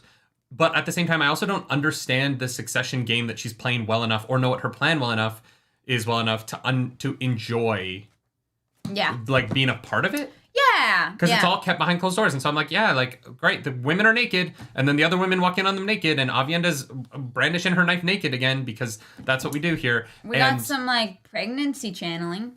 But let's finish the conversation with the kids first. The kids suck. Catelyn sucks. Coylin is arrogant. Percival is cool, and the other one is the other one. And Brigitte has a great ass. Oh, and let's go. The children are really into Brigitte's hips. Yeah. Which is cool. Yeah. Mm-hmm. Yeah. To be fair, when I was 16, a hot blonde in tight pants. Mm-hmm. That was the aesthetic of young Canadians. So I feel like they really did a number on you. You know what? I just want to thank. I was about to make a terrible joke. Yeah, no, don't do that. Next chapter. Should I make the terrible joke? No. About our childhood? No. Kevin L. Stevenson, thank you for that super chat. Thank you for the super chat. There is a D20 Wheel of Time RPG book that came out in the early 2000s, and how can I be a part of the game? I haven't figured that out yet. I want chat to I want people who have been part of book club to be a part of it somehow. I do want to find entertainers to do the show though. Yeah. Like audio visual quality and improv skills are going to be I want to find people who have read the books who are also professional comedians. Yeah. But here's the thing. Chat, we will find ways for chat to interact and participate in a way. Mm-hmm. We just have to figure that out. So yeah. Yeah, Cyric Miracle says the D20 book was written when book 6 was out, so it doesn't really cover weaves and stuff from later books. I think that we're going to have to make it up as we go, realistically. Yes, this is going Robert to be Jordan did that, improvised. so I don't care so much. Perfect. Here's the thing. You need to have random wild magic surges, which are the Dark One's taint bubbles. Oh, yeah, the miasmas. Yeah. Yeah, 100%. That'll be Yeah. Maybe chat can affect those. I don't know. We'll figure that out. We're not done the books yet, so we have some time. Yes. We should also make a D&D channel in the Discord, but. Well, now that they're not doing their bullshit OGL stuff, I'll make a D&D channel. Great. Fucking Wizards of the Coast with their bullshit, ruining Magic Gathering. Get Henry Cavill. I would die. Yeah. Maybe we can get him to do one episode. As a guest. We'll have a guest every episode. It'll be Joe Manganiello. Wait, does Henry Cavill like Wheel of Time? Probably. The dude's a fucking nerd. That's fair. He probably listens to it on audiobook while he plays World of Warcraft. Yeah. If anyone knows Henry Cavill and can get us his number, let me know. Will Wheaton. I would love to play D&D with Will Wheaton. Will Wheaton is literally my hero. He would be very interesting. I fucking love Will Wheaton. You guys don't know how deep my love for Will Wheaton is. It's crazy. Mm-hmm. His tabletop show was the reason that I wanted to become a YouTuber. I was this is when we were doing tabletop tournament. I was I just want to play tabletop games like Will Wheaton does on YouTube. I love that. Yeah. That's awesome. Yeah. I'm the one person that loves. I can't believe I'm blanking on Wesley Crusher. I'm the one Crusher fan out there. Probably. I would take Wesley Crusher over his fucking mother. Jesus Christ. Here's the thing, though. You've got to understand. I was Wesley Crusher's age when that show came out. Yeah. So, well, when it came out or when you watched it?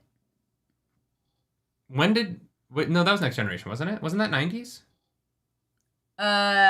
Was Next Generation earlier than the 90s?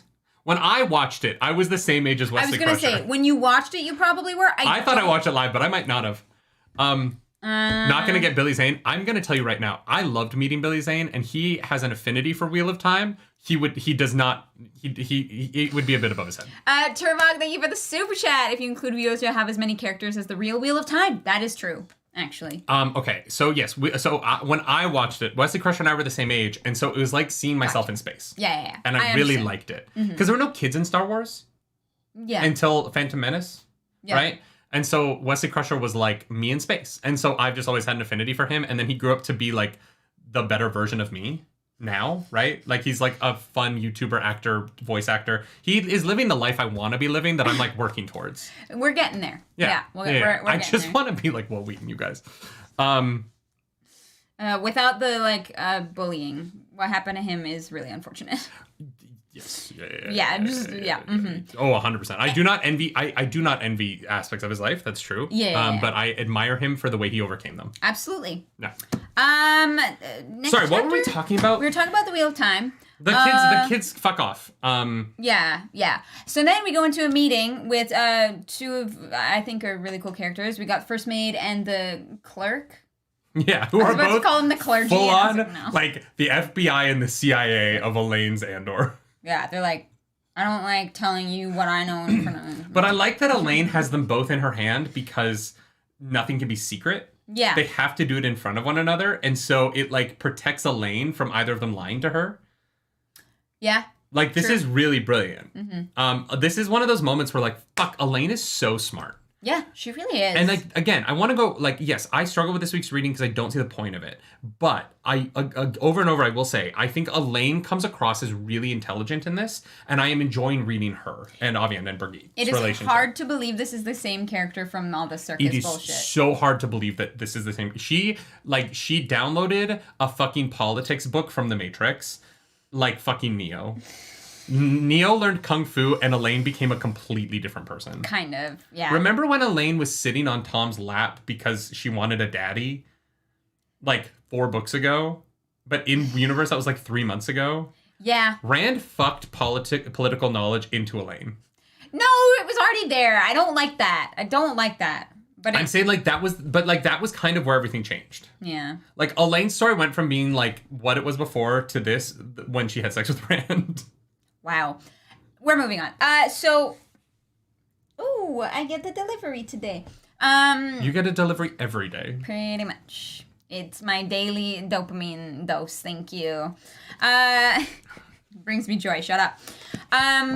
So we get to the chapter. They don't have a ton of like super important. Ember Eyes is right. She started in Abu Dar. Yes. That was really the moment. I just wanted to make a joke. No, it's fair. No, they have really cool information. The Brown Aja is spying on her through the librarian. What? Yeah, I mean. Oh my god, I'm riveted. Of course, it's through a librarian. I hope you know I'm joking. Yeah. This was the most. She was like, I found a spy, and I was like, oh shit, let's go. The librarians are sending information to the Brown Aja. The only thing that's like... Fuck off. Okay, but we do know that Renee took it upon herself to oust one of the spies because she believes that he's gonna turn coat for Then Elaine. give me the Renee Harper POV and let me watch her do that. I know. Stop fucking telling me she did it in a meeting. Yeah. And this is I'm losing my mind. Could have been an email. This entire book is just people describing things that other people did when they weren't present. Yeah. Oh, we found the Shido. Great. Why couldn't we have just been there when they found the Shido? Like, why aren't we just with our characters when they're fucking doing things? And why is it constantly like, all right, let's sit in these chairs and talk about all the interesting things that happened? Yeah. Oh, Doyle and Millar went out and fought in the field.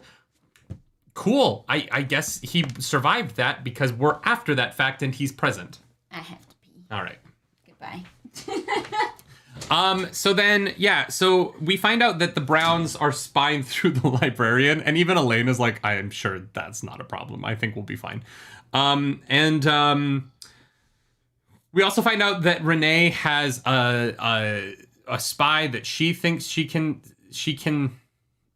I don't know. So then they switch and Nori comes in, and Nori's like, people are trying to burn down the grain. And we stopped them. They were unsuccessful in burning down. We don't even get to see Matt and Couladin fight. That is very true. Nerdy, put that in a memo and title it Shit I Already Know. Yeah. Put it in, it's shit I already know. This whole fucking reading was shit I already know. To be fair, we saw it happen in the Bashir POV. Oh, was that this? Oh, interesting. I thought that those were different things, Lee Science. So it's literally something we've already seen. Great, cool. Simon Dage says, on the upside, there is light at the end of the tunnel. Your slog is almost over. Cool. I watched this in 2 times speed for the past 30 minutes, and now Nerdy is speaking so slowly, and it just feels sad. I don't want this show to be sad, you guys. I'm sorry. That's why I keep talking about other shit that is not this book, because this book is, it's rough. Well, okay. I'm struggling. I'm sorry, I'm struggling. No, I get you. How about, we get through the rest of this, like, we'll power through the last, 3 chapters or whatever it is. And go for ice cream? I was gonna do some Bed Bon Balefire, but... What if we go to Pure and Simple and get brunch? I think they close at 3. Fuck. So if we end at 1:30, we have time. All right. Brunch, guys. We get brunch as a reward. So I don't know. They're hoping that money is gonna solve their problems, maybe. Well, okay, so what's his face? The not keeper, the clerk is like, hey, these people all took out, I guess, remortgaged their houses or whatever is the equivalent of that. I don't know. They have a bunch of loans. Oh yeah, they're over leveraged. Loans. And now I don't understand finance at all. So they have loans. Well, that's concerning because I'm the one that does all the tax organization. So, I don't know either. I'm just saying I know that you don't know. They took out a loan against their estate. Kind of, yeah. With different bankers, and those bankers don't know that they already have loans out on that estate. So if something It's actually happens, worse than that. It's worse than that. It's actually much worse than that. They've taken out 3 separate loans on future profits that they do not currently have. So not only does it's actually like, okay, okay. So they have essentially over leveraged a position that they are not currently in, meaning that no matter what, they can't pay back their loans because they're future loans. So they are hoping that they are going to be able to solve the problem by having the queen that they support solve the problem for them, because there is no way they're ever going to pay those loans back. Right? The problem with that is that if there isn't enough money in the royal coffers to cover their over-leveraged position, the entire economy of Andor might get fucked by this. This is essentially what happened in 2008. So the bankers don't talk to one another? That seems... No, banks typically don't, no. Cool. All right, well, that is interesting, kind of, if you're into that sort of thing. But yes, they are going to pay the sellswords, I guess, so keep an eye on those motherfuckers. Moving on? Maybe. Or they're buying something else. I don't really know what they're buying. I don't know. No, they're definitely buying the mercenaries. They gotta. That's gotta be it. Fabu says they're mixing shorting their position and long-term investing the exact same position, and it's a recipe for failure. Yes. Mixing. Shorting their position and long-term investing. What is shorting? Okay, so when you short... No, you know what? It doesn't... It's quick. Okay. So when you short a stock, essentially what you're saying is that you think that that stock position is going to go down in the future. And so say your friend has Apple stock, and Apple is currently trading at $12 a share. And you think that is going to sell for $6 a share in the future. You borrow that share from your friend, saying I will give you back your 1 Apple share in 2 weeks, but I'm just going to borrow it for those 2 weeks. Why? Because you're going to sell it for $12. You're going to sell your friend's thing? Yes. And then when it drops, you're going to buy it back and give it back to them, and it's going to be less valuable. That's so rude. Right, but the person who you're borrowing from is hoping that the share actually goes up, and that they're going to get the share. So you're betting against one another. That you're going to lose money. So it's like a haha, fuck you. This is how GameStop became a meme stock, because everyone was shorting GameStop thinking the price was going to go down. So everyone started to buy GameStop stock to raise the price. Hate all of this. Artificially inflate it. I hate stocks. I've never understood it. I think it's imaginary value and money, and that does not fit. It is imaginary money. It's all fake. It's all bullshit. Okay, so we get a really cool thing where the wise one shows up. They're like a midwife. Oh, yeah. And he's Elaine goes for an ultrasound. Yeah, Elaine gets a little ultrasound, finds out that she's with twins. Which we already knew. Min told us this 2 books ago. Did she? Yes. Min was like, yeah, she's going to have twins and you're going to have 4. Oh, yeah. I was like, wait, did they not tell Elaine? Min told everyone this when they were all drunk on Usquay. They didn't remember, right? Oh, okay. So she's gonna have twins. Yeah. And everybody's healthy, and you cannot channel while you're giving birth. Good. Can you imagine how dangerous that would be? Fair. You know what? Fair. I really wanted... I was hoping that the midwife was essentially going to be like, you're not eating enough. You need more calories. Get this girl some food. Yeah. Rand's got those strong swimmers. You know what I'm saying? He's got strong swimmers. Mm-hmm. I'm glad him and not me. Yeah, so clearly something terrible is going to happen while she's giving birth and not be able to help. That was my first thought immediately. It's like, well, fuck. Yeah, maybe. We'll see. Better have Nynaeve there just in case. That's when Caemlyn is going to fall. Caemlyn is going to fall while... Like, Egwene and Rand are going to be trying to defend Caemlyn while Elaine is giving birth. Yes, 100%. On the Lion Throne. They're going to add stirrups to the Lion Throne, and she's going to be, like, popping babies out into the middle of the throne room. In the middle of a giant battle. It's going to be crazy. No. Yeah. No. I feel bad for those kids. They are going to have the most aggressive aunties. You know what I mean? Like, oh, God. Nah, it's going to be great. To have Brigitte, Avienda, and fucking... Well, no, Min will be fun. Min is going to make... Min is going to get those kids in so much trouble. Probably. Yeah, so, I mean, that was kind of interesting. They're like, is this like delving? And the wise one is like, you fucking idiot. No, it's not like delving. And then it is. It's almost exactly like delving. No, it goes deeper. That's what she said. Oh, God. Fun fact, biologically, men contribute about 10% to the factor of virility to fertility. I couldn't read that for a second. We don't count for much. Well... Yes, but if there is a problem in fertility in a couple, the first person they look to is the man. Yeah. They test the man first before they test the woman. Yeah, I think because statistically it's more likely, but... Yeah, it's statistically more likely for the problem in a couple to be in the man's side than the women's side. And also, the problem with sperm is easier to solve than if the fertility is on the woman's Remember side. the good old days when all the kings would just get a new wife if she didn't birth them a son? So throughout this whole section, Dylan, Aviend, and Brigitte are basically not friends. Which led to one of my favorite sentences in this section, which was, Go for it. Elaine wished her friends could all get on as well as she and Avienda did, but somehow they managed to rub on together. What does that mean? Because when I think of women rubbing on together, Orgy. But somehow they managed to rub on together. So this is actually a confirmation within the text of Wheel of Time that they are having orgies so that they can get along better, right? Because they don't really like each other, but when you can give someone else an orgasm, you have like a little bit of respect for them. So this is like confirmation in the text about orgies. The sentence continues, and she supposed that was really all she could ask from real people.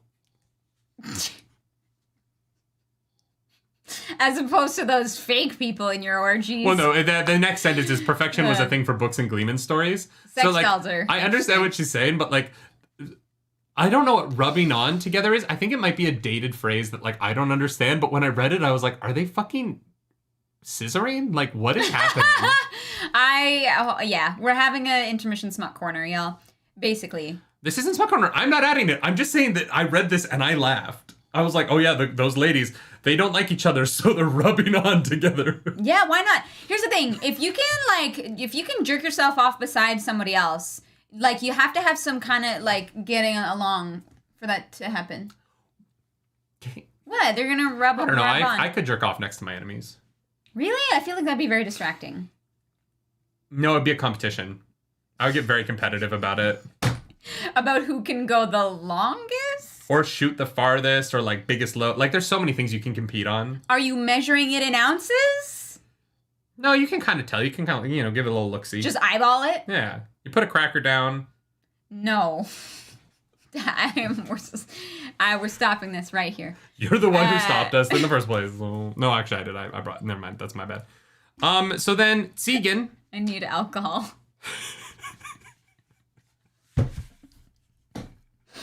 Oh my god. Honestly, Ember, is me too. One of the most unrealistic things about this series is how many of the women just don't like one another. And, like, if you're like in high school, I guess. Yeah, Robert Jordan. Look, guys, I'm gonna say it. Mm-hmm. I don't think Robert Jordan's esteem of women was very high. I get the feeling it wasn't. No.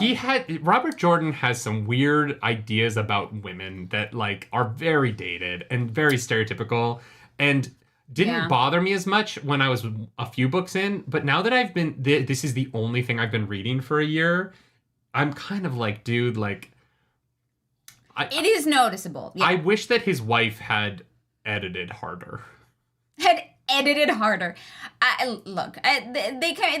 something really awesome, but I do agree that the way that he thinks that women interact with one another is definitely dated and a bit stereotypical. German Cosabel says the point of women not liking one another is parody of patriarchy, in my opinion. No, but the problem is that the stereotype of women not liking each other is from the patriarchy. And so you're not parodying the patriarchy. They're not making fun of it. Within the patriarchy, men get along behind women's backs. Like, the joke is that men are like, if you put a group of rich men in a room, they will agree on shit to the detriment of women. But they will smoke cigars and have a good time. They'll call in strippers. If you're going to parody the patriarchy with a matriarchy that's the same, then you have women get along and smoke cigars and bring in male strippers. Mm-hmm. It's not a parody of the matriarchy. He has taken a cornerstone of the idea of the patriarchy, and he has emphasized it and made that the matriarchy, but it is still a stereotype born out of the patriarchy that is not real. It is a systemic idea that has been like ingrained in people like us who were raised in a patriarchy to believe that it is real, but it doesn't actually exist. If you look, I grew up in a dance company where I was the only boy, right? I spent all my time around girls. Yes, there were people who didn't like each other, but like when the fucking competition is going on, we got along. Yeah. When the siege is happening at the gates of the city, you fucking get along. You figure it out. This is not the time. But it's always the time for the women in Wheel of Time to be pissy with one another. They can be riding into a literal fucking battle, linked together, using each other's powers, and sniping at each other about each other's cleavage. Like, it's not the time. Yeah. It is not my favorite aspect of these books. I don't condemn Robert Jordan for it because it's just grew up in a time where that's what people thought, and it is what it is. But after a year of it, it does really stand out, you know. We said we were gonna get through this, so we could get you ice cream. We're not getting ice cream. I'm kidding. I don't want to fart all day. So then, fine, brunch then. Oh my gosh. What? Okay, so we did the ultrasound.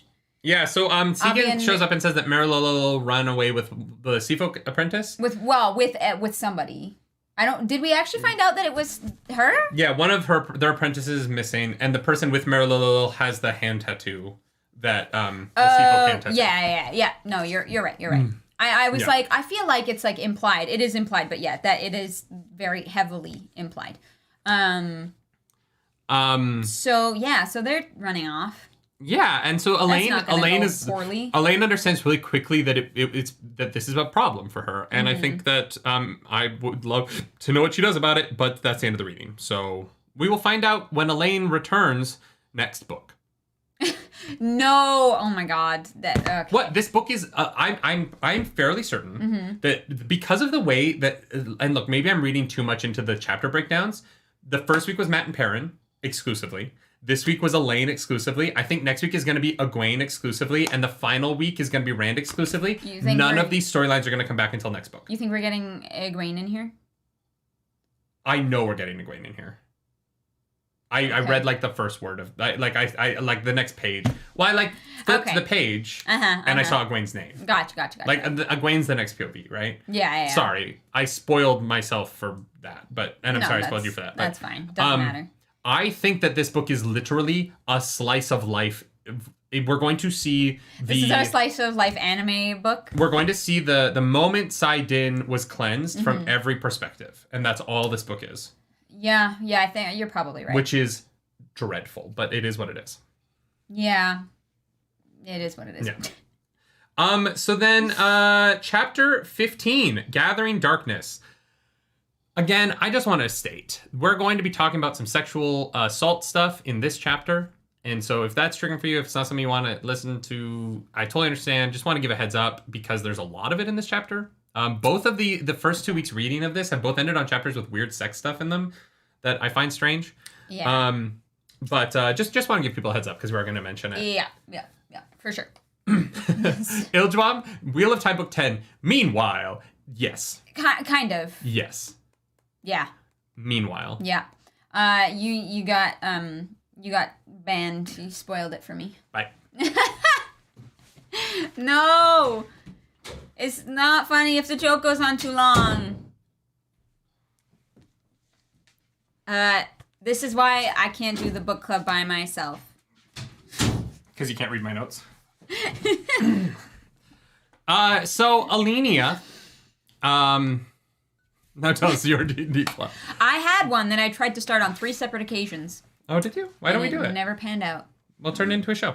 Make it content. I've forgotten most of it. That's the saddest, most defeated you've ever sounded. It was like 5 years ago. So. It's only funny if he commits exactly. Can you imagine if I never came back? I'm like, guys, my husband is missing. Next week, like, Dakuna's sitting here, like, guys, welcome to the Nerdy Wordy Book Club. I'll fly him in. I, like, shave and, like, put on, like, a wig and, like, try and look like a different person. Put, like, contacts in and have a fake nose. Yeah, why not? You're like, I got a new husband. Why not? Gotta have a new one every week. Okay, here we go. Alenia is riding around the camp that she's a prisoner in. Which is interesting. I actually thought, like, this concept of, like, there's, like, this limited freedom that they have within the camp. Yeah. Was kind of cool. The way Amaryllia is like shepherding them around the camps so that they don't have time anywhere to, like, sit and to, like, really plot because they're kept on their feet. I was like, oh, this is, like, making Amaryllia seem smart, which makes me think that it's not her idea, based on what we've learned about that character from other people's POVs. Yes. So I think that this is all Cheyenne, right? Yeah. Or whoever's running Cheyenne. I guess. Yeah. Whoever's the actual, like, top of the chain here, because it's definitely not Amaryllia. And so, they're is it Amaryllia or Amarilla? Arimilla. Arimilla. Whatever. I can't. Like, Arimilla.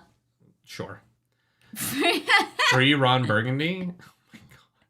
But my name is Ron Burgundy, and I read The Wheel of Time. I've gotta say, I love the way women are portrayed in this series. God damn it. And that says everything you need to know. Naked. So she's like, I've got to stay away from Nain or else Amaryllia or whatever. I'm dyslexic, you guys. Army. We're going to go with Army. Army is going to punish me. And then she sees Nain across the way, and Nain starts galloping her horse in the middle of them. They're, like, outside. And I was like super suspicious? You know what? You're so sneaky, Nain, riding your horse towards her at full gallop. To be fair, she's desperate. She's like, I know you're plotting something with your husband, Jared. Get me the fuck out of here. And she's like, okay, I could maybe do something, even though we're not plotting anything, but I could maybe do something if you give me a letter signing over everything, your soul, to me. No, just your allegiance. Just your allegiance and your land and your money and your armies and your loved ones and all of that fun stuff. Just your allegiance. I don't know why you're adding in all this other stuff to it. She basically, it says, like your allegiance and therefore your armies and your, like, financial support. Yeah, for her claim to the throne. But she's not like, you're going to be my servant. She needs Nain to remain a high seat.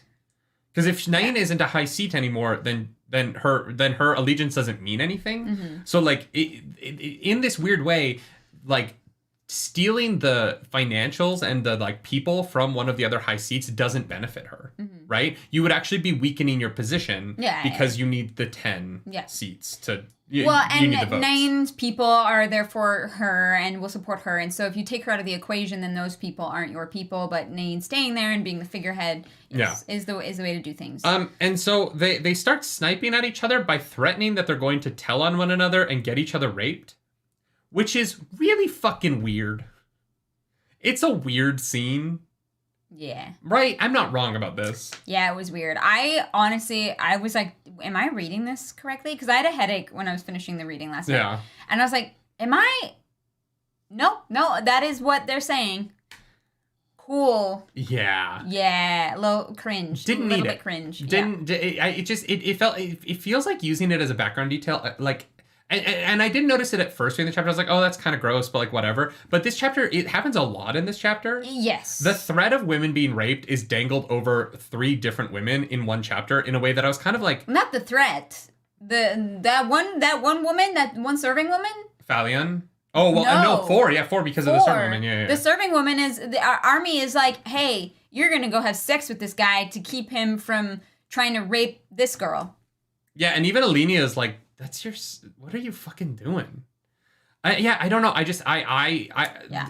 And it was a shame because I think that what was going on in this chapter was really interesting. Yes. And it was very distracting to have this like thing that just keeps being brought up when there's other interesting things happening here. And I wish that they had just focused more on that and not felt the need to be so aggressive about the sexual assault element of what they were talking about. Yeah. Yeah, it was a lot. I didn't need it. I don't think it like made the scene better or more meaningful. I don't think that like, I don't know. I felt it strange that there was such a weird focus on it in this chapter. Yeah. And then we switch POVs and it happens again. Yeah. Yeah, it's like basically like the Robert Jordan is like, you know who the bad guys are because sexual assault. But it also happens to the good guys. So like, well, it does. Yeah, it happens to more gays. But like, that's because it's a bad person who's doing it. It's just, yeah, it was just a lot and like very concentrated in this one chapter that I was like, it was a bit jarring to read. It's just, I thought Wheel of Time was going to be a little bit cleaner than Game of Thrones, but honestly, like, I feel like there's almost as much sexual assault in Wheel of Time as there's in Game of Thrones, which is surprising to me. It's just not as detailed. Like, it doesn't go into the actual, like, acts of it, right? Like... Yeah. Yeah, it is alluded to just as much, but yeah, these are bad guys. Yeah, I get it. Yeah. But yeah, so Alenia and Nyan agrees. Alenia's gonna help her escape because Jared, her husband, but then they run into each other again, but this time with Amarillia, and they go to leave and then they come right back because the army is there. Yeah, Nassim is there, and Nassim is super fucking... He's old and creepy and weird. Yeah, they think he's mad. They think he's senile. He probably is. Probably. Yeah. Yeah. Fair bet. So he threatens to, like, kill her husband, and she's like, oh, no, I don't like violence. And he's like, okay, fine, your husband can live. And I'm like, what the fuck is going on here? And... Yeah. To distract him from Elenia, Army gives one of her own maids to go off with him and be... used, I guess. Gross. Yeah. And yeah, is there anything else that really happens with these characters in this section? Basically, it's like just all kinds of fucked up. Like you're like, okay, we get it. These are the bad guys. The interesting thing is that Alenia, Amarillia is like really like fucking around with their sleeping to like fuck with them, and she's like, you two are gonna sleep in the same bed, and the girls are like, oh fuck, does she know that we are in the same bed conspiratorially? Yeah. Does she know? Is it a coincidence that we just finally came to some kind of like agreement and that this is happening? And so they're trying to figure out what the like Deus Damar of that move is, which it definitely seems suspicious, right? I find Alenia interesting because she's so cocky, but like she has no grounds to stand on. Here's the thing. Alenia is just as dumb as Armilla is. And here's why. All right. Okay. Here's why. Because Elenia, if it's not in front of her face, she makes wild assumptions. She's like, yeah, you know what? Elaine over there in the palace, if I were in there, I wouldn't squander it like she is. She's probably bathing and having servants run around feeding her delicious food and living the good life. And I'm like, what on earth would make you think that? Like, Elenia is also dumb as fuck. If she was smart... she would be 5 steps ahead of what potentially Elena's up to and what potentially is going on there, and same with the other people. But she's like, oh no, Elaine's twat. Fuck her. And I'm like, All right, well, you're just as bad as everybody else. What do you think we were supposed to get out of this POV with Alenia? Was it just to be in the camp for the first time?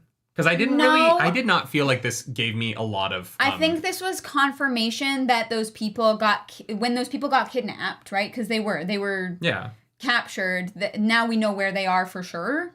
But that's like... Yeah. But we knew that already? We assumed that, yes. It was inferred. No, because we know that they're there. Oh, I thought it was just Elaine is saying, because their banners are with them, and Elaine is like, oh yeah, she has those 2 girls kidnapped. Like, we know that the girls are in that camp. It's I just kind of felt like we're like, oh, we now found out that they're also being held under the threat of rape. Like, I feel like the only new information here was that they're being held under the threat of rape. That kind of feels like the only thing that's new here. Armelia is stupid. Yes, there are confirmations of things we already knew. Yeah. But I don't know. I don't really know what the point of it was either. I was like, okay. Yeah. It didn't really need to be there. I bet if this was taken out of the series, it would make absolutely no difference. But then we get we get to David Hanlon. He's traversing the town. Doylan Millar. This I liked this for the most part, just because I felt like David is coming across like a villain that is actually good at his job. Yeah. Which we have so few of in the Wheel of Time. Yes. So it's really actually kind of nice to have this character who's like... He realizes he's being followed. Yeah. And he deals with it accordingly. And his first thought is not like, oh, it's got to be this person. He goes through the list of people who could potentially have him followed, who he thinks is most likely and least likely, and then realized... It doesn't 100% matter. I still need to go to see this person. And fascinating. While he is doing that, while he is thinking down that checklist, he is staging the body to make it look like a thievery. And he goes into the way he's doing that, and he goes into the why his individual actions touching certain parts of the body, setting him up, the why he's wiping his blade like that. Yeah. And it was just so nice to have a character do something that isn't just talking about other things that might happen in the future. Yeah. That I was like, oh, this is great. This is this is narrative. This is some good shit, Robert Jordan. Yeah, this is cool. And then we get to the house and whatever, everything at the house I don't give a fuck about. But this was cool. I hate him. Yeah. Oh yeah. But I reading this was very interesting. But I want to feel like the villains that our heroes are fighting are smart and capable, and oftentimes the Forsaken are fucking jokes. They're ridiculous, pompous jokes that they're too preoccupied with one another to actually be able to get shit done in a and they're not good at their job. All of them showed up to the fucking Shadar Logoth fight, and none of them accomplished anything. They're not scary. If the fucking third stringer Ashaman can take out a Forsaken, then I'm not worried about our main characters at all. And so I want villains who are capable. And David, just by having him interact with this moment, I was like, oh, David is fucking smart. He's creepy and he's a terrible person. Yeah. But he's a villain that I can get invested in beating because I actually think that he's capable. Yeah. And I liked it. I thought it was a really well written scene. Even though he's not magical, right? He's just smart but bad dude, right? And so he gets to the house and is this one Phalane or Phalion? Phalion. This is Phalion. No, Fowlane is with I know, yeah. Egwene. Their names are way too similar for me. Oh, Alenia and Elaine is fucking rude. Rude. Rude. Also Nain and Nissan. Also Camelin and Aemlin. Oh, I know. Why? I know. Anyways. So Phalion is there, and we know that they're kind of on the same side only until he gets a chance to kill her, basically. But he doesn't want her to be able to escape and have a grudge against him, so that he has to be looking over his shoulder again. And so even though he is supposed, and this gets into a moment that I was like, oh, this could be interesting. Mm-hmm. He is supposed to be sexually assaulting her as punishment. Yes. But he's not. Because he doesn't want to have an Aes Sedai with a vendetta against him. For information. Which I was like, interesting. Yeah. Thank God we're not using that thing the same way in all of these stories. And then just when you think that Phalion is not being sexually assaulted as punishment, the other guy walks in and you're like, oh no, she's desperate for T to put him to sleep at night so that she does. Fucking hell. Yeah, so that's still happening. Just because David isn't doing it, Don't worry. somebody is. Yeah. So that is unfortunate. Yeah. So we know that there's been a few visitors. I like this. Sonic Sean says, the only interesting Forsaken were Ishii in the books 1 through 3 and Lanfear. The rest are a collection of character traits that don't do much. I will add Asmodean to that list. I really liked Asmodean, and I wish he'd been in the books longer. Yeah. The entire rest of them are one and dones. Well, here's the thing. Like, someone like Cimaraj, the tiny moments we've had with them, I'm interested, but we don't have anything to go off of, and so like I just don't care very much. Like, they're not present, and so it's tough to really even know what their motivations are, what they're up to, or where they're like what's up. But yeah, I think that like Lanfear was super interesting, Asmodean was super interesting. I didn't honestly find Ishamael that interesting. I know that there are a lot of people who do, and like that's cool. But he was interesting though because he was present to Rand. Like, he felt like a threat to Rand. And, like, that there was at least a build-up to that fight. Yeah. Morgie and Graendal. Mogideon is the coward that we were told she always was. Yeah, and like, Mogideon hasn't actually accomplished anything.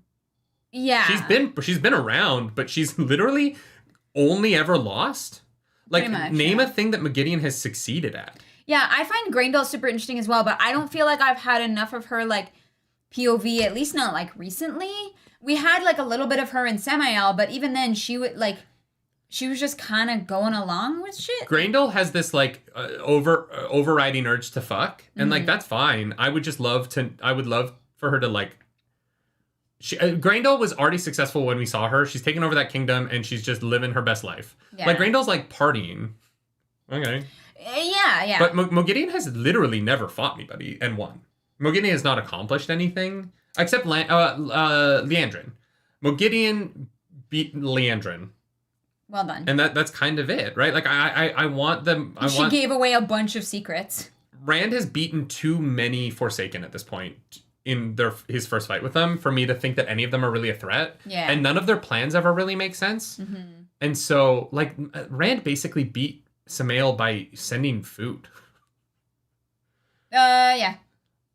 Like, I don't know. I just, Which is interesting. But yeah, like, Samael, I never really found, like, riveting to read. Like, I think that this is more interesting, especially because, like, he does not have powers. He's just bad and self-serving, right? But he's good at it. He is. He's good at it. He has snuck his way in. Yeah. Like, I would argue, the most interesting Forsaken, we didn't find out that he was a Forsaken until he died. Or no, Halima. Halima's doing a good job.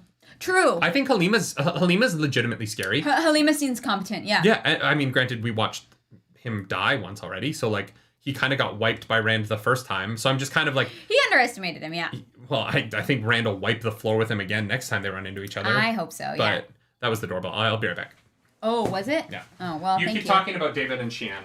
Well, okay, so we know that potentially Shian, I don't even know if that's how you say her name. We know that she is also meeting with people who are in the camps outside of the walls. And so David Hanlon is kind of like, okay, is Elaine meant to be on the throne like I thought she was because I wanted to have sex with the queen, which, oh God.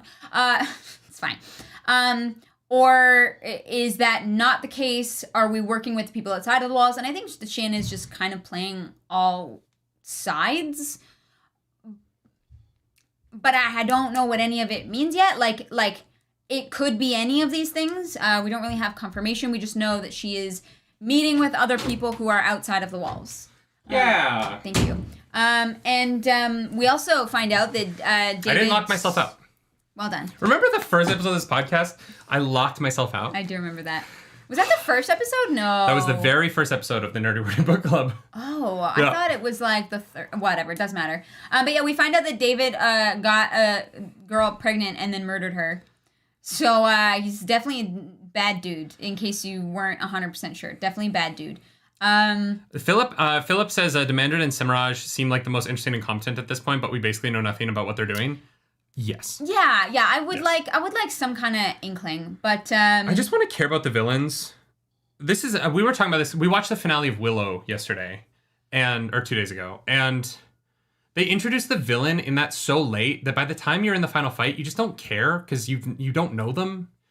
And like the best stories, in my opinion, are ones where the villain is either relatable or is villainous and has a relationship with the main character. Yeah. And so this series was so much more interesting when like Ishamael's madness and desire to destroy Rand and like this relationship that built between Rand and his dreams with Ishamael. Or Lanfear and her like desire to want to be forsaken, but also have this relationship with Lews Therin, who is like a part of Rand. Even like Samael's jealousy, right? Like Samael's like overriding jealousy of Rand was interesting because it was related to him. Yeah. And I feel like ever since we lost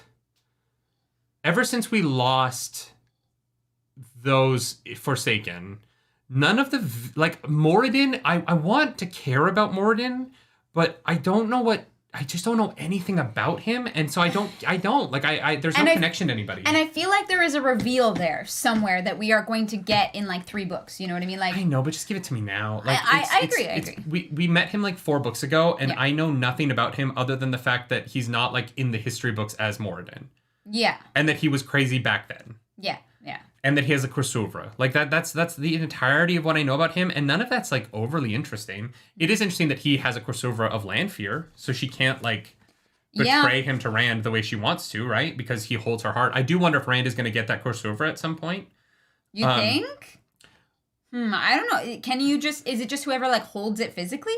Yeah, it's like a physical manifestation of their soul, essentially, right? That's wild. So I think that Rand will get that at some point, and Lanfear will end up on Rand's side because he like controls her, and then at the end he'll like let her free or something like that. Yeah.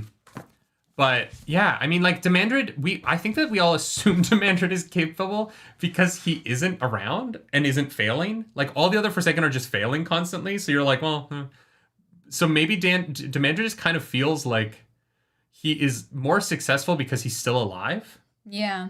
But he hasn't done anything. Like, I don't know of a single thing that Demandred has actually, like, set in motion. Well, except, like, let the Lord of Chaos, like, I guess he... Yeah. Yeah. So Cheyenne is meeting with people outside the wall, and David is like, and trying to cannot burn the food down. Yeah. He's like, she's basically getting him to do things. He's like, look, like, I can either be a spy at Elaine's side, or I can be working for you outside. But he's like, I can't do both. Yeah, smart. Like he knows. Yeah. He's like, I've done this before. But Cheyenne doesn't, and like I'm like, Cheyenne, well, I want you to do it anyway. And I'm like, you have the perfect spy standing right next to the queen, and you're gonna throw that away for a food store when even David is like, you know, they can teleport, right? Like David is looking at her like, are you dumb? Yeah. But that's the thing. Teleport food, and why are you trying to burn down food stores? It doesn't matter. Sometimes the people above you are not smarter than you. I know, but I want the villains to be smart. I'm tired of the like. Well, the bad guys are just as dumb as the good guys. Excuse that people give this series when like the bad guys being as dumb as the good guys has led to a lot of anticlimactic endings that I want to be more climactic. Mm-hmm. And that's it. Like, and I'm sorry. I feel like this week was negative, and I feel like I'm all over the place. I just, guys, like, honestly, this book is weird. Yeah. Because the end, I was like, I really didn't like Path of Daggers. We got into the beginning of Winter's Heart. I didn't like the beginning of Winter's Heart. Yeah. But then the end of Winter's Heart, I was so on board for. Yeah. Like I was like, oh, the hype train is a rolling. And then to get a book where it all takes place in the hours of the most interesting. It's this book so far. It's the less interesting stuff that's happening during the most interesting thing that we've already read. Yeah. It is literally just what everyone's doing at the time when Rand is doing the most interesting thing that has happened in this series in 5 books, and nobody else is doing anything. Yeah. Like, Matt is getting the caravan going to leave Sanchin territory. Yeah. Perrin is catching up with the Shido and realizing he's going to have to come up with a big plan. Mm-hmm. Elaine is meeting with a bunch of... But, like, Rand forced the essence of the devil to fight the essence of the anti-devil. in the sky. Like Rand did the most interesting thing you can possibly fucking imagine. This giant moment, and Elaine and Avienda are in the bathtub. Like, it's super weird that thing is going. And I'm like, I don't care that they're bathing right now. The most interesting thing in the world just happened. Yeah. The world just changed. And you wrote 400 pages of characters not knowing that. Yeah. And I'm like, I don't care. Give me the moment after. Give me, like, go to the next thing. But this, like, to go back and write the fucking bathtub sequence and how much goat's milk Elaine is drinking and Perrin sitting on a hill being like, I don't know what I'm gonna do. Like, I just... Yeah. Oh, no, there are dark hounds at Perrin's camp, but don't worry, they didn't get that close and they moved on. They're not looking for him. Like, fuck off! Deadsy, thank you for that super chat. Crossroads of Twilight is my 15th favorite book in the series. Yeah, that sounds about right. Yeah, I kind of wish we'd done this book in 3 sections. It didn't really work with our schedule. Well, it just ends up being a lot of reading, like, per page. Yeah. And we are currently trying to catch up on the holiday stuff and try to get ahead for when we're away in Denver. Well, and what's crazy is this was a short week of reading. Yeah. It was only like 100 pages. And it felt like the longest reading we've done in this entire series. Turvok, thank you for that super chat. It's okay to not like this book. Not many do. This book came before book 9. And something major going on with Rand, it could have hit way different than it did. 1,000%. If agree. all of this had happened before we knew what order. the beacon was, so interesting, right? What is the beacon? Like, oh my God, Turvok, 1,000%. Can you imagine reading about a beacon to the west? And you're like, what is it? Why can't they go? What is going on with Rand? Yeah. But we know he's fine. Yeah. And that's the problem, is this entire time we're reading about them in the bathtub worrying about Rand, but we as the reader know that he's okay. Nothing's going to happen to him. We know he's fine. Yeah. Yeah, it's like the opposite of what do you call what's that literary term called? Dramatic irony. Yeah, it's like the opposite. This is the most boring, this is the worst use of dramatic irony in the world. Right, where we're like, no, we already know what's happening. I want to see how that affects the world, not what everybody's doing in the moments leading up to it. Like, it's just dramatic. Yeah. I just... The dramatic tension of this section, Christian Rapper, is something going to happen at all in this book? Yeah. There's no themes in this book. Yeah. There's no plot. There's just, like, interesting things because we like the characters. And I think that's fair, right? Like, I think we like the characters enough. Yes, the characters are what keeps this interesting. And that is why, like, I did enjoy reading this.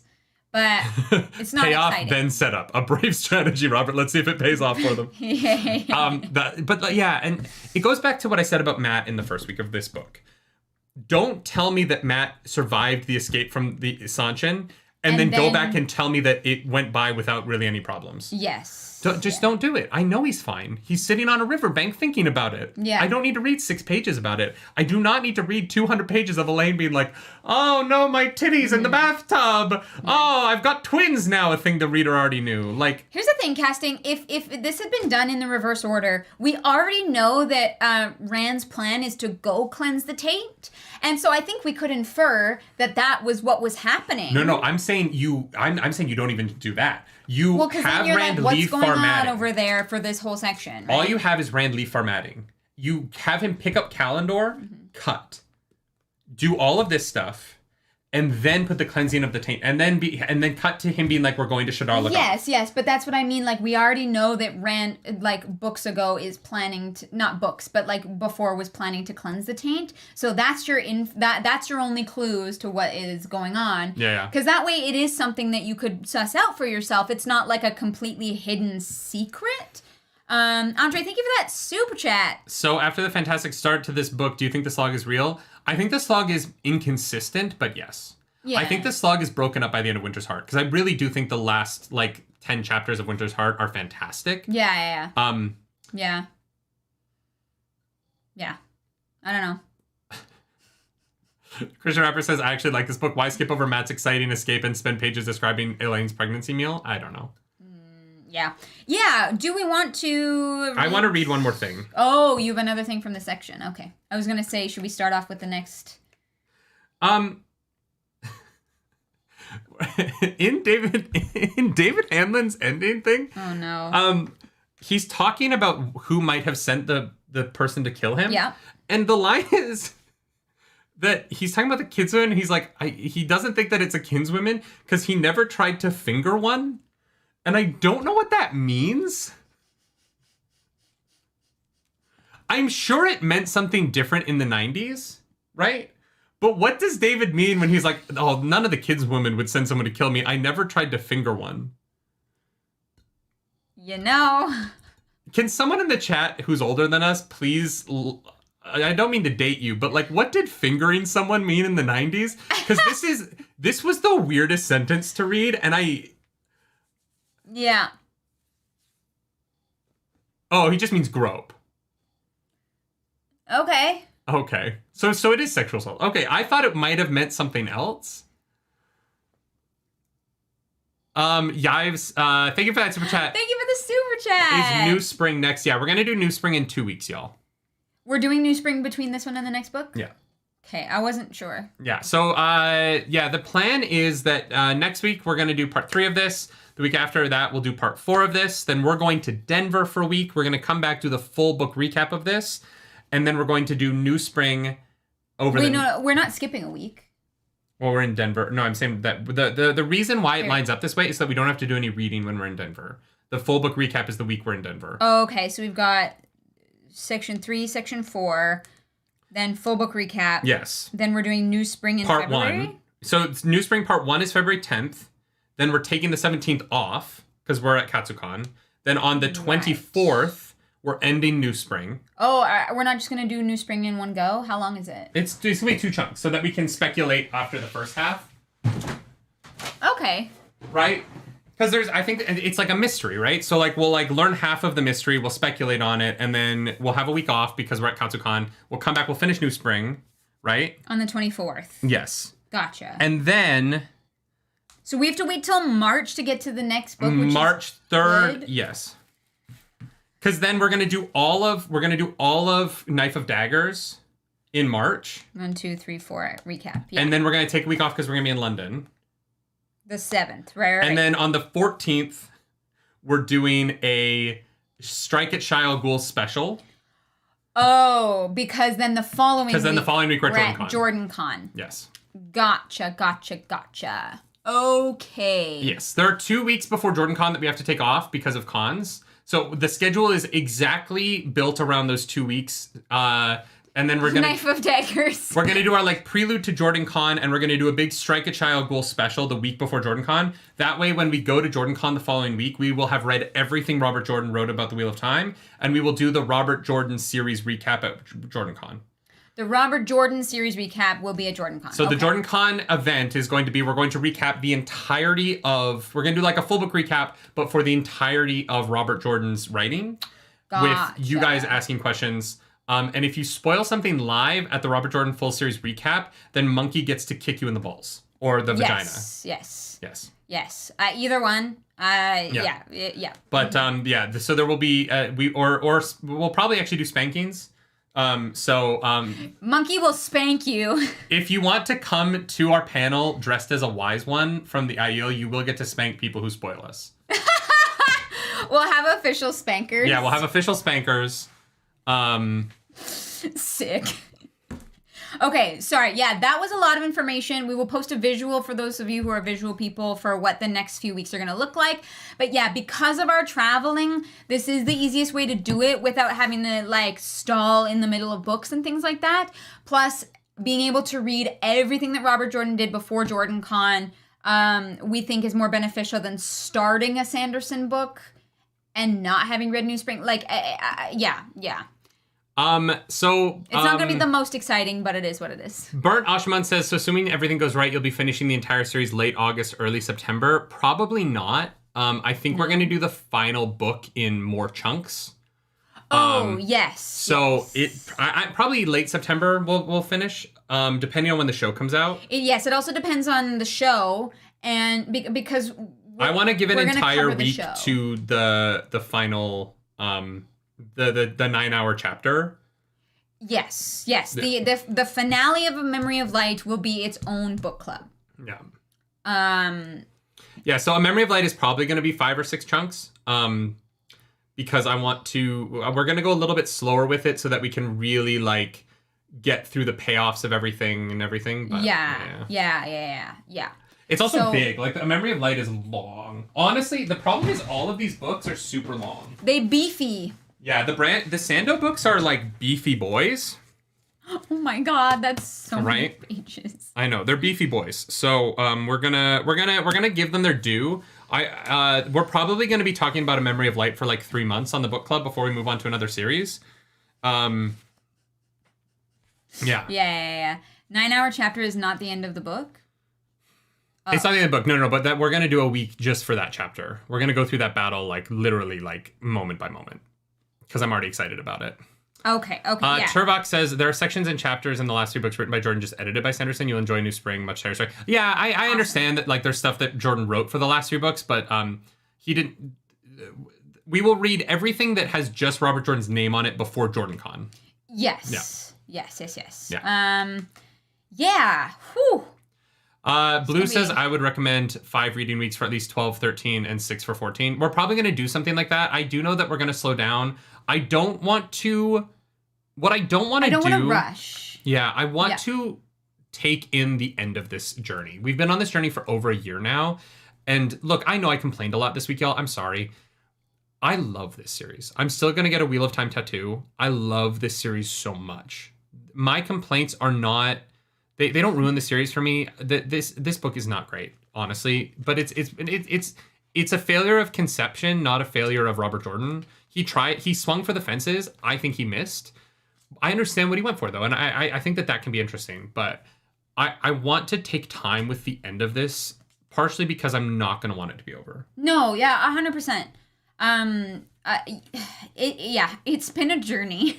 It really has, and we are going to be putting a lot of trust in you guys, and especially our mods, to help us break up the end of the series in a way that is digestible for book club, but also that, we have enough to talk about, which never seems to be a problem for us. This one was still 2.5 hours. We've talked about getting Wheel of Time tattoos, yes. I don't know what it's going to be yet. It's tough, because, like, part of me wants it to be Kalendor. Oh. Okay. That's been, like, I don't know, like, that's one of my favorite things about this whole series is Kalendor. I love that moment.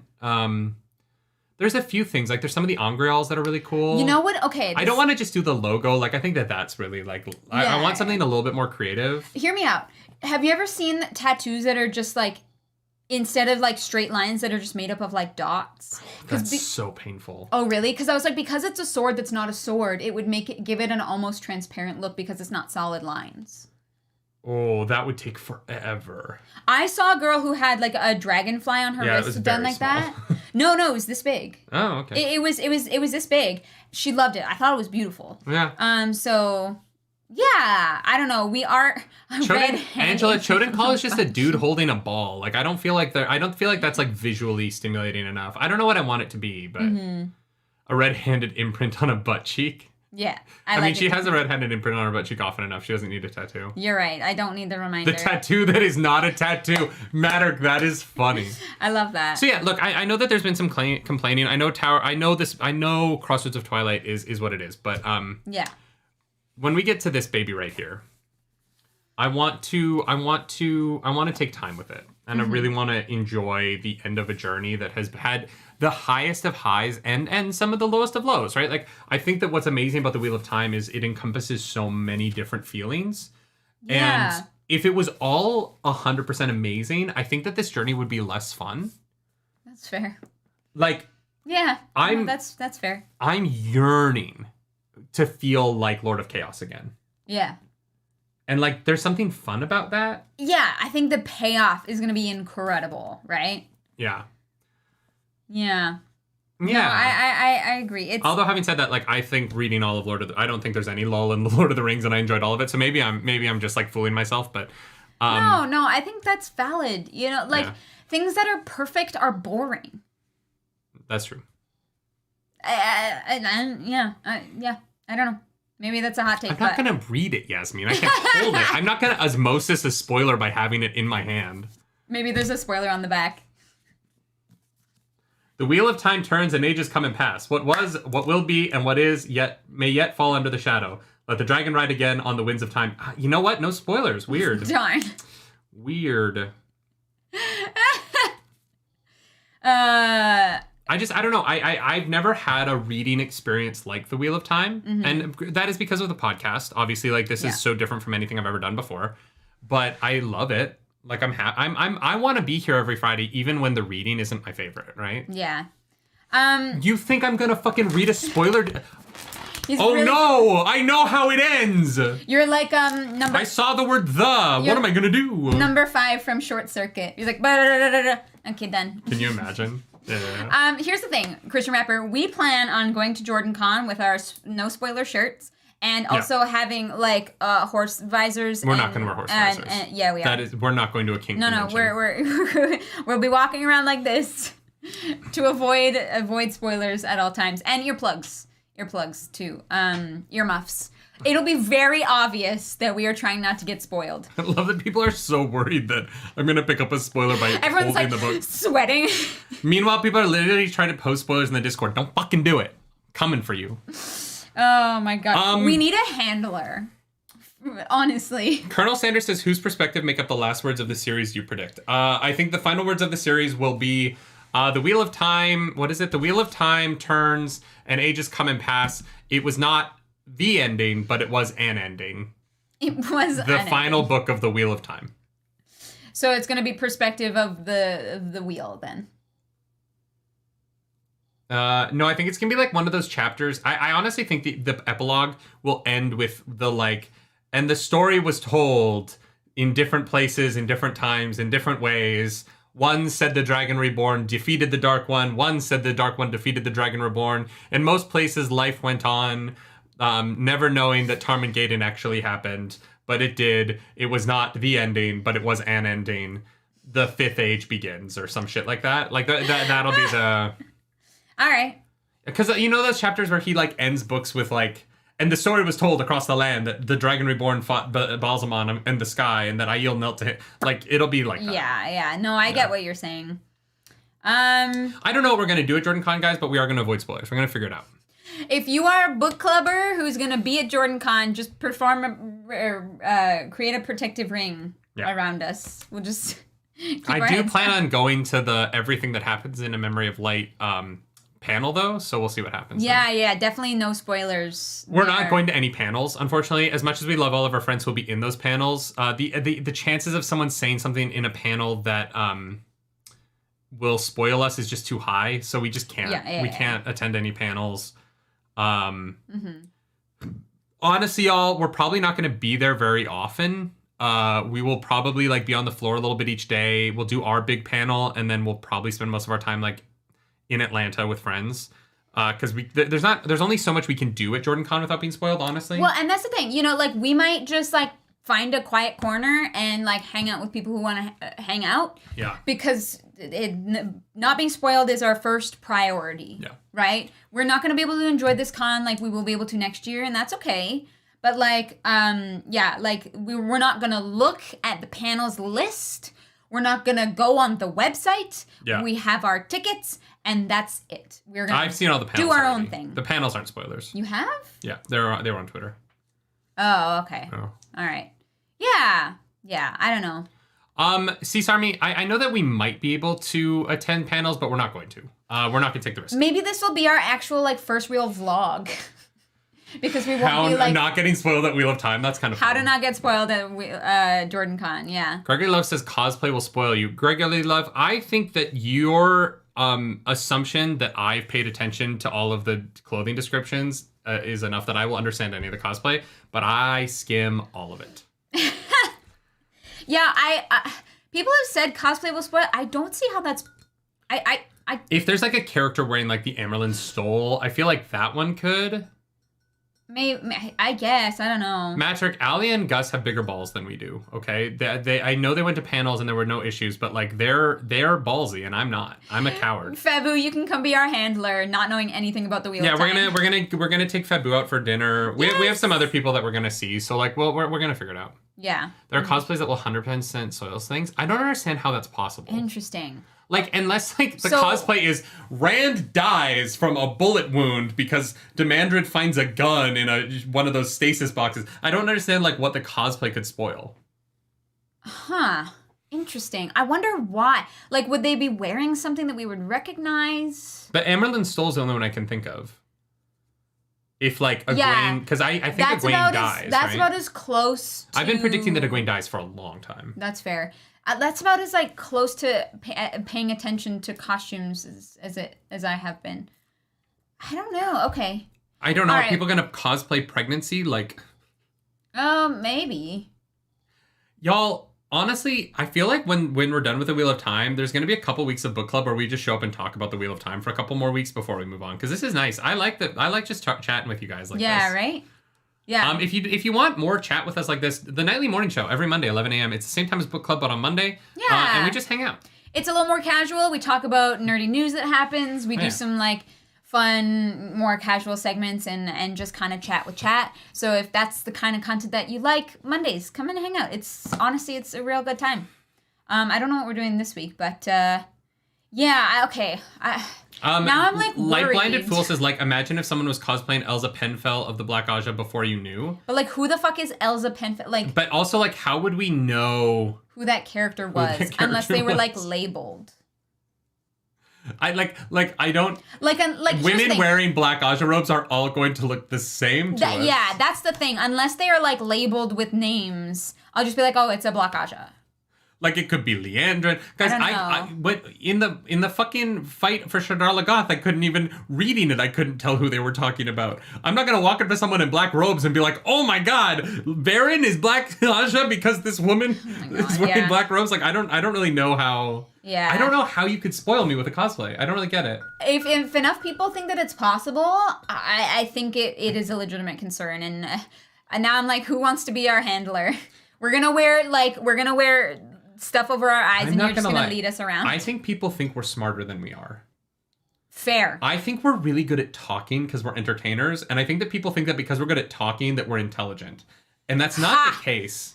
You've been fooled. My wife is smart, but I'm an idiot. No. You're going to get spoiled by a cosplay, and I'm going to be like, yeah, that was a person wearing clothes. What the fuck are you talking about? Obi-Wan Kenobi, thank you for that super chat. Very high probability you'll see major spoilers of Jordan Con. I hope not. We're just going to hide in a corner. I'm legitimately worried for you guys going to so close to the end. We're just going to hide in a corner. All right. Honestly, we're hiding in a corner. Anthony, thank you for that super chat. Anthony, thank you. I don't know what this would look like, but someone has to dress up as a spoiler now. Just spoiler. That would be very funny. All right, so then, should we just not go? We bought tickets. I know, but like, I don't know. Do you need a Soldam? Oh. Huh? If I see someone cosplaying a Soldam in a domain, that would make me uncomfortable. You don't want to cosplay that with me? It would be funny if it's you and me, but like, if I saw women leading people around by the Soldam, by Adams, I that kind of feels like in bad taste to me. I'm sure people do it, but yeah. Fuck. We're already going. We're already going. So Turvok, thank you for that super chat. The spoilers will be very obvious potentially, and you won't need to be smart to catch them. Gluck.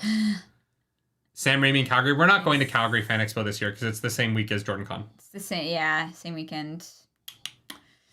Fuck. Well, we're just gonna, guys. We're just gonna. Oh, they were saying you could skip Jordan Con and go see Sam Raimi in Calgary. But oh, gotcha.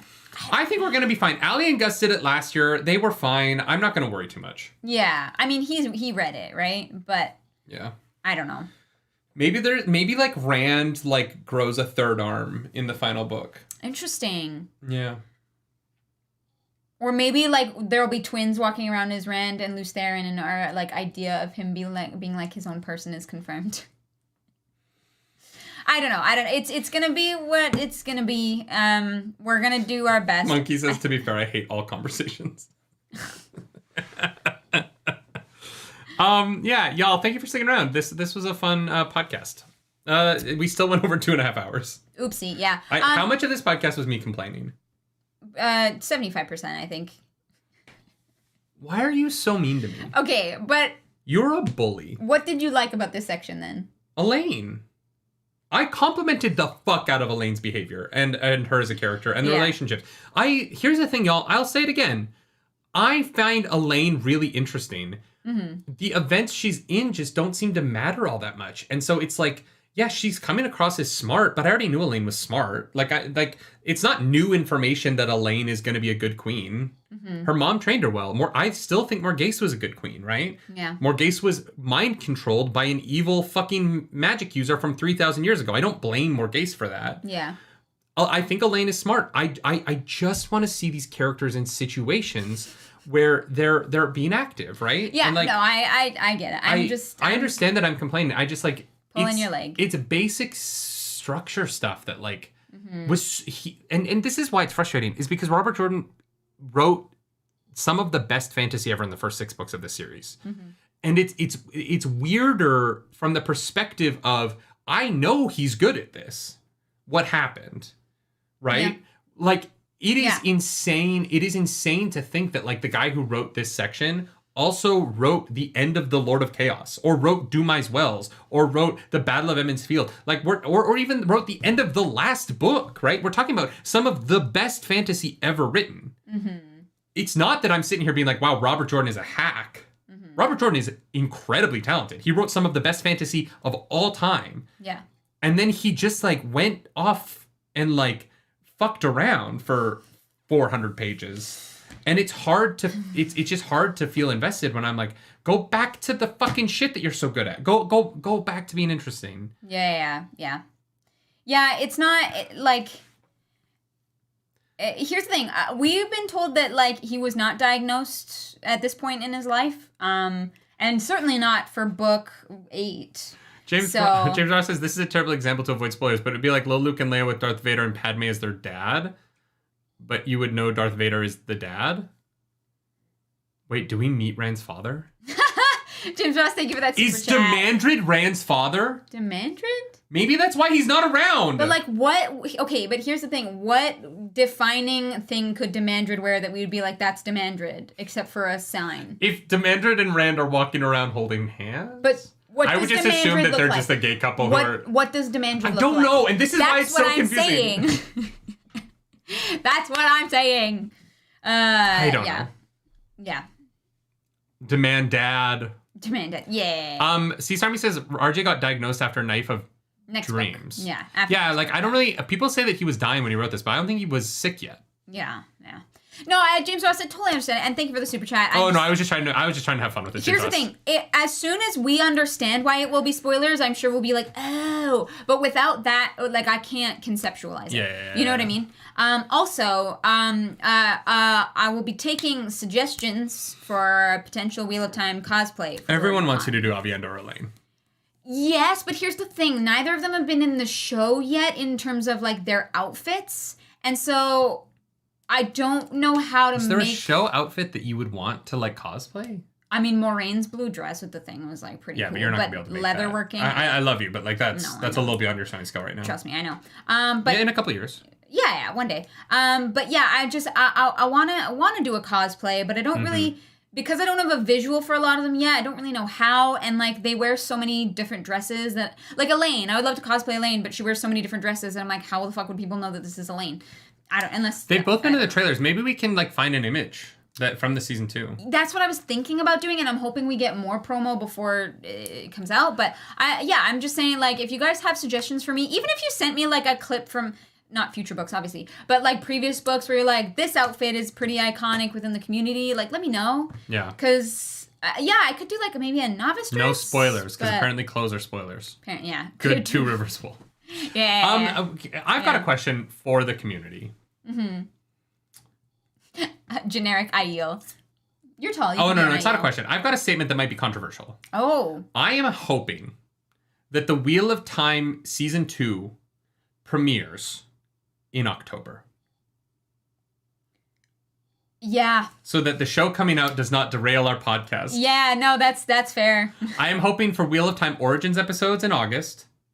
When they should have, like, because a year late. They didn't put a year on that graphic. It just said August, so it could be August in any year. I'm hoping for Origins episodes in August and Wheel of Time Season 2 in October, so that we can be finished with the books before the show comes out.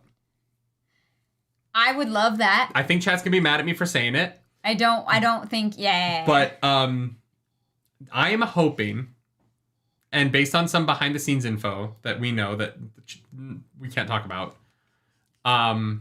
sorry. There's things that we can't say. I am hoping that October, and I think it's possible. Yeah, it would be, guys, that would be the best case scenario for our show, but I know everybody would hate it. So yeah, Yeah. Yes. YouTuber Niblis speculated that season 2 released sometime March, May based on not colliding with other releases. Rafe mentioned something about it in an interview. There is no shot that it is between March and May. No shot? No. There is not a chance that it is in 2 months and they have not put out the release. 2 months? It's January. March, yeah, I guess. Maybe May. Maybe. But like there's no shot for March or April. Also, they wouldn't put it out in April. That would be a terrible decision. May is weird because it's the end of the school year. Like, it's either going to be a summer show or it's going to be a fall show, but I do not think that they would launch it in May. It definitely will. Okay, here's why it won't be in March. Mandalorian is going to be the biggest show on the planet in March. Yeah. To launch anything fantasy or sci-fi related against Mandalorian season 3 would be insane. Yeah. I think April, I just feel like you would put out a trailer by now. Maybe May. Yes, we would see more if it was coming out sooner, I think. So, if it was going to be March, then the final Thursday Night Football on Amazon Prime, they would have put a trailer on it to promote it on Amazon Prime. Yeah. Yeah, I definitely don't think it's happening in the first half of the year. I can't see it. I feel like they would be promoting it. And like when Rafe was on Dragon Mount and he said like it's not going to be early 2023, it wasn't like we have a date. It was like it is not done and so it's not coming yet.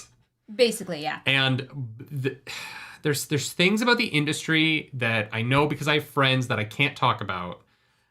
That the things are going to be there are some things that are delayed right now. Yeah. Because of the realities of how many people can work in VFX at one time. Yeah. And so I wouldn't be surprised if it was later in the year than people expect. Which would be better for us. Yes.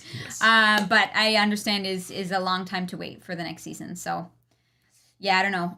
Shall we do our high-low? Yeah. Because we got distracted a little bit. Not really. I really like this conversation. No, I'm not saying I didn't like the conversation, but I was just saying that like I want to make sure that we do that. Okay. The high of this section. Okay, so high-low, it's what my family did at the dinner table.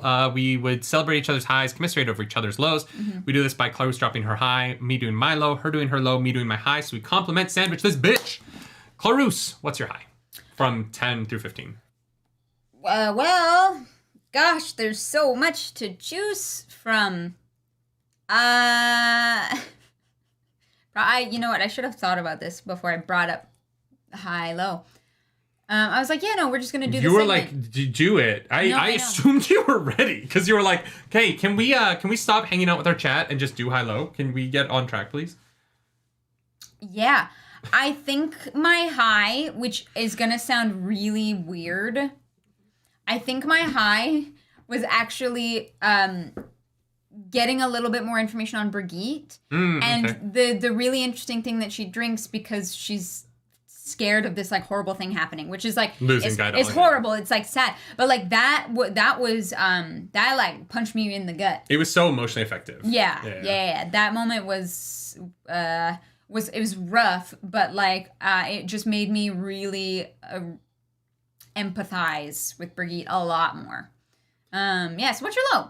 My is the Athan Meir barging in on the bath. Fair. It just makes them seem comically inept at bargaining and at like there's just no respect. There's no like it really makes them just seem like comedic relief dum-dums. And I just want to care about them, and yeah, it's just I was like, fuck these Athan Meir. Every time they show up, it's just to be like, look at how much these people fucking suck, and I don't like it. Yeah. I think that Milo is all the pregnancy stuff. I don't like Clarus it. is really pregnancy phobic, y'all. It makes me uncomfy. Yeah. Yeah. I don't know what's yeah. And what's your high?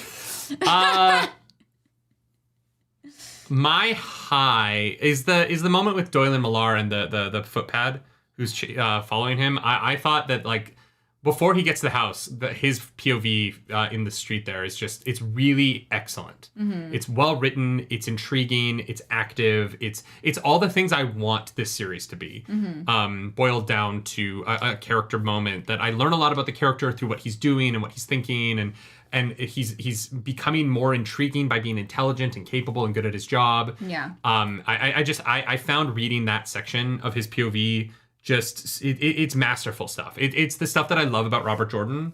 When he's on, he is so on, and that scene was batting 1,000. It was really good. Yeah, that's totally fair. Yeah. I'm excited to read the next book. I'm excited to read the next week because it's been so long since we read about fucking Egwene. Wait. Not fucking Egwene. Galad hasn't done that yet. The subject of negotiations. Or Gawain hasn't done that yet. Do you think they've had sex? God, I hope so. They deserve it. The morning sun sat on the horizon, leaving the nearer side of Tarvalon still wrapped in shadows, but the snow that covered everything gleamed brightly. Okay, so yeah, it is Egwene. Yeah. Well, that's okay. I was genuinely worried that we're not gonna... They had dream sex. Baka Karn, I forgot about the weird fucking dream sex. Yeah. Yeah, because for Gawain it's not real, it's a dream, but for Egwene, she's like, it was a dream, but it's also real. Wow, yeah. Does that mean she's still a virgin because it was a dream? What is the, like, what? I would love to watch, like people who are, like, professionals at, like, talking about consent and stuff, try and puzzle out the consent of that one. Because that one's tough. Yeah, it's weird. Because on the one hand, she is aware and he isn't. Like, their bodies didn't have sex, their minds But on the other hand, she is 100% not able to control the moment. So she invades his privacy, but she can't control invading his privacy. She gets sucked into it. She can't get out, even though she's trying. And then she doesn't want to get out. Know that it's real for her because he's dreaming. Like, that's one of those, like... It's a conundrum. I don't think anyone's in the wrong in it. No. But it's like an impossible knot to untangle of, like, is there a way to talk about consent in that moment? And I don't think there is. Yeah. Because I don't think anyone is responsible. And yet at the same time, I don't think, like, it's right. It's like a weird... Yeah, it is. That one's a weird one. Because nobody consented to any of it because it was magic bullshit. Yeah. But, like, nobody's mad. Yeah. It's a weird one. Yeah. RJ managed to write a sex scene where neither partner consented. I think that's a record. See, Sarmi, I agree with that. That's very funny. Yeah, that is weird. Christian Rapper says there's no real world comparison with that. I think that is true as well. Oh, 100%. That's not something that can happen. Egwene assaulted herself on that one. No, she didn't though, right? Because she had no choice. She gets pulled into, she sees the beacon of light and then she's like trying not to get pulled into it desperately because she's so embarrassed, but she can't stop it because she has no, like, power to stop it. Yeah. Yeah, it's weird. That was a really weird one, right? That is a weird one. Yeah. In the moment, I was like, huh. And now I'm looking back on it, like, the fuck happened? Yeah, like, nobody's at fault, but also, like, nobody's... Do you think Egwene is pregnant? Dream pregnant? Yes. No, because she would know, because you can, like, feel it. What do you mean you can feel it? Like, everyone, like, they like, know, they have, like, magic to know people are pregnant. So someone would have, like... She's been delved and healed and stuff, so, like, someone would know, right? I don't know. If you delve someone, you can know if they're pregnant. I don't know. Feels like some weird Jesus shit. She was incepted. Oh my god. It's Inception. Yeah, that's weird. Did Christopher Nolan read The Wheel of Time, and that's how he came up with Inception? Oh, maybe. I would actually love if he was like, yeah, I was inspired by The Wheel of Time. It's a great book. Can you get pregnant while dreaming? Good question. I don't think I want to know.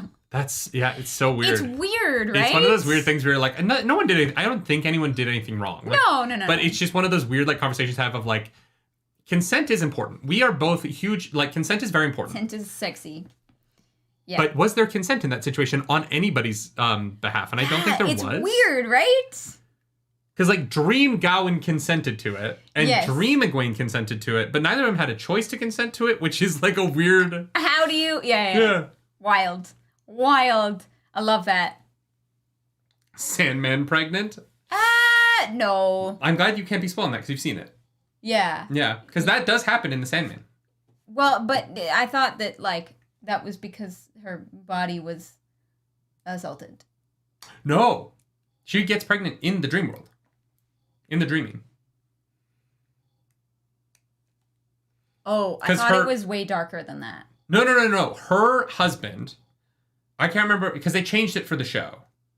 Okay. But no, her husband is dead, and so she goes to the dreaming and gets pregnant by him in the dreaming. Right. Yeah. Weird. Yeah. Fucking weird. Not the person who's not that one's not rape. Rose. No, yes, not Rose. Rose is a product of sexual assault. That's what I thought we were talking about. No. We're talking about Hippolyta's baby. Yeah. Okay, now we're on the same with the original Sandman page. Okay, yeah, gotcha. Yeah. Michael, thank you for that super chat. Let's not have smut corner this week or anything. There's so much smut in this already. We don't even need to add it. Yeah, the problem is like almost none of it's consensual. No, I mean more the Elena Vienda stuff is very smutty. Well, David Hanlon is trying to finger those ladies. Oh my god. We should, next Well, and year, half the new characters in this are children, so I don't want to there's almost no smut corner this week. There's almost no adults. next year, we should have a panel at Jordan Con about... Smut corner? About consent in the dream sequence between Egwene and Gawain. No, because no one has an answer. But that's why it's kind of fun to talk about. It would be me looking like Charlie from It's Always Sunny in the Philadelphia with like the big eyes and the red, technically at this moment, Egwene consents to start dream hopping and therefore must face the consequences of her decision. Mm-hmm. And Gawain consents to going to sleep because he does it. You just go to sleep. I don't know. Do you ever consent to going to sleep? Like what happens? I try so hard to consent to go to sleep, but my body doesn't want to do it. I was up until 4:30 last night. Oh, I got like 4 hours of sleep last night. And for no reason. I was lying next to you. I was warm. But granted, you were making a lot of noise. But sorry. I had a horrible headache last night. And I would wake up because it would hurt so bad. Like I was like waking myself up in pain. It is not Bill Twum says, smut corner, no necrophilia, please. No. It's not necrophilia because it's not his body. It's that his soul goes to the dreaming instead of to the afterlife. And so because she dreams so hard... She dreams so hard. Her despair is so deep that he doesn't move on, and so fuck everybody else. They don't love their partner as much as she did, apparently. Yeah, and so she gets pregnant in the dreaming, which is important later. Yeah. But I don't want to spoil Clarice because I'm so excited for Sandman season 2, guys. Sandman was my favorite TV show last year. So. God, yeah. Do you think that they dream fuck on the show? Okay, guys, there is no smut corner this week because I don't know where to add sex. So I want to ask you, let's go through all of the sections to end the podcast today. We already added smut halfway through, so yeah. Yeah. To end the podcast today, here's what we're going to do. The smut corner of the week. We're going to talk through the sexual situations that happen in the books, and we're going to just yes or no happen in the show. Oh, okay. Do we get the igloo scene? Yes. And I think it's gonna be fucking steamy. Yes. I think they're gonna show like it's gonna melt. The ice on the inside of the igloo melting. That's gonna be okay. Do we get Min and Rand's first time? Yes, absolutely. Do they keep the I feel like I took you against your will element of it, or do they cut that? That's gonna be cut because Rand has already had sex with people, so it doesn't make sense. Good call. Yeah, because Egwene changes that. Yeah, Chad is also with you on the igloo scene. For sure. Yeah. But yeah, I think that Min and Rand's gonna be in it, but the weird I thought I was hurting you thing is just I don't think it's weird because he's had too much sex at that point. Yeah. Do you think that do you think we get the Elaine sex scene with the Bond stuff? With the Bond. I mean, I won't have it till season 5, but do you think that do you think we're gonna see the girls have orgasms through the Bond? Yes. On TV. Yeah. Yes. So you do think that the show's gonna keep the him and his many women? Yeah, I think so. Okay. I think that is I think it's important, and I honestly think that the show might take it a step further into more of implied polyamory, well, it's already polyamorous, but you think it'll be more bisexual? Yes, no. Yes, because there's no reason for it not to be. I don't know. I just feel like if you're getting horny while your partner's getting horny and they're getting horny and you're feeling horny through the bond, like, you know, you're going to want to do something about that, so. Do we get... What are the other sex scenes that I'm missing? Matt and Tylan. Is that kept? It didn't... Here's the thing. Matt and Tylan doesn't matter to the plot at all. Yeah, it didn't really matter. You could cut Tylan completely out of the plot. I actually, don't think that one will be in it. I agree. I think Tylan's cut. I don't think Tylan ever shows up. Here's the thing, though. I think that, the show could have a much better conversation than Robert Jordan does about sexual assault of men. I don't think they have time. But I don't think they have time. Because I think that, here's my problem with it, is that it's not that I think that they couldn't do it. It's that in order to do it in a way that doesn't feel inappropriate, you would have to devote a lot of real time. Yes, and they don't have that time. Abu Dar is probably not even going to be cut. I think Tenchiko and Abu Dar are kind of going to be blended into a thing. Joe Chio says Bowl of Winds cut. I agree with that, and the reason is because in order to do the Bowl of Winds, weather is super expensive, and so I think that they cut all of the weather stuff because it's so expensive. Yeah, that's fair. Right? And honestly, the payoff of the Bowl of Winds isn't great. Yeah. I just think for the show, I think visually, suddenly it's winter, very expensive to do. Mm-hmm. Snow, filming in snow, having this, having winter, if you film in real winter, you can do it. Yeah. But, to fake winter and to have the sudden onset of winter, that's a big expense. It's hard for filming, too, because you have to film then in the summer and then in the winter. It's just, there's a lot that needs to happen. Honestly, I don't really know that, from a story perspective, that there's a lot of value. Mm-hmm. The Bowl of Winds was kind of interesting, but it also just kind of came and went really quick. I agree. It was a thing that they needed to find to, yeah. Or if they do it, it'll be so much faster. Maybe. I think they'll shorten the time in Abu Dar. Because, honestly, that was a whole book of them just kind of, looking for it over and over and over. They were just kind of repeating the same steps. Mm-hmm. Although, but then how do you get the girls? I think that they mixed Tenchiko and Abu Dar into one plot line. Yeah, that's what I said. And so the Pan arc and Tylan become the same character. You take out the rape stuff, and it becomes about the rebellion in Tenchiko and finding the male Adam, because I do think the male Adam will be in the show. For sure, yeah. And I think that you take out the Bowl of the Winds and the male Adam get kind of put into one thing, and we kind of get rid of the weather element just for cost. Yeah, 1,000%. And honestly, what happens in Abu Dar for the girls and what happens in Tenchiko are kind of the same plot. Yes, you don't need to do that twice. Similar, yeah. So then does Matt and Aludra, I know they haven't had sex, but do you think their relationship's in the show? We don't know because we don't know how important that is later. I'm going to say at this point, no. I'm going to say yes. I think Matt and Aludra date. I think that's a romantic pairing in the show. Okay, cool. I don't know if Aludra's going to be in it, so. Oh, I do. Okay.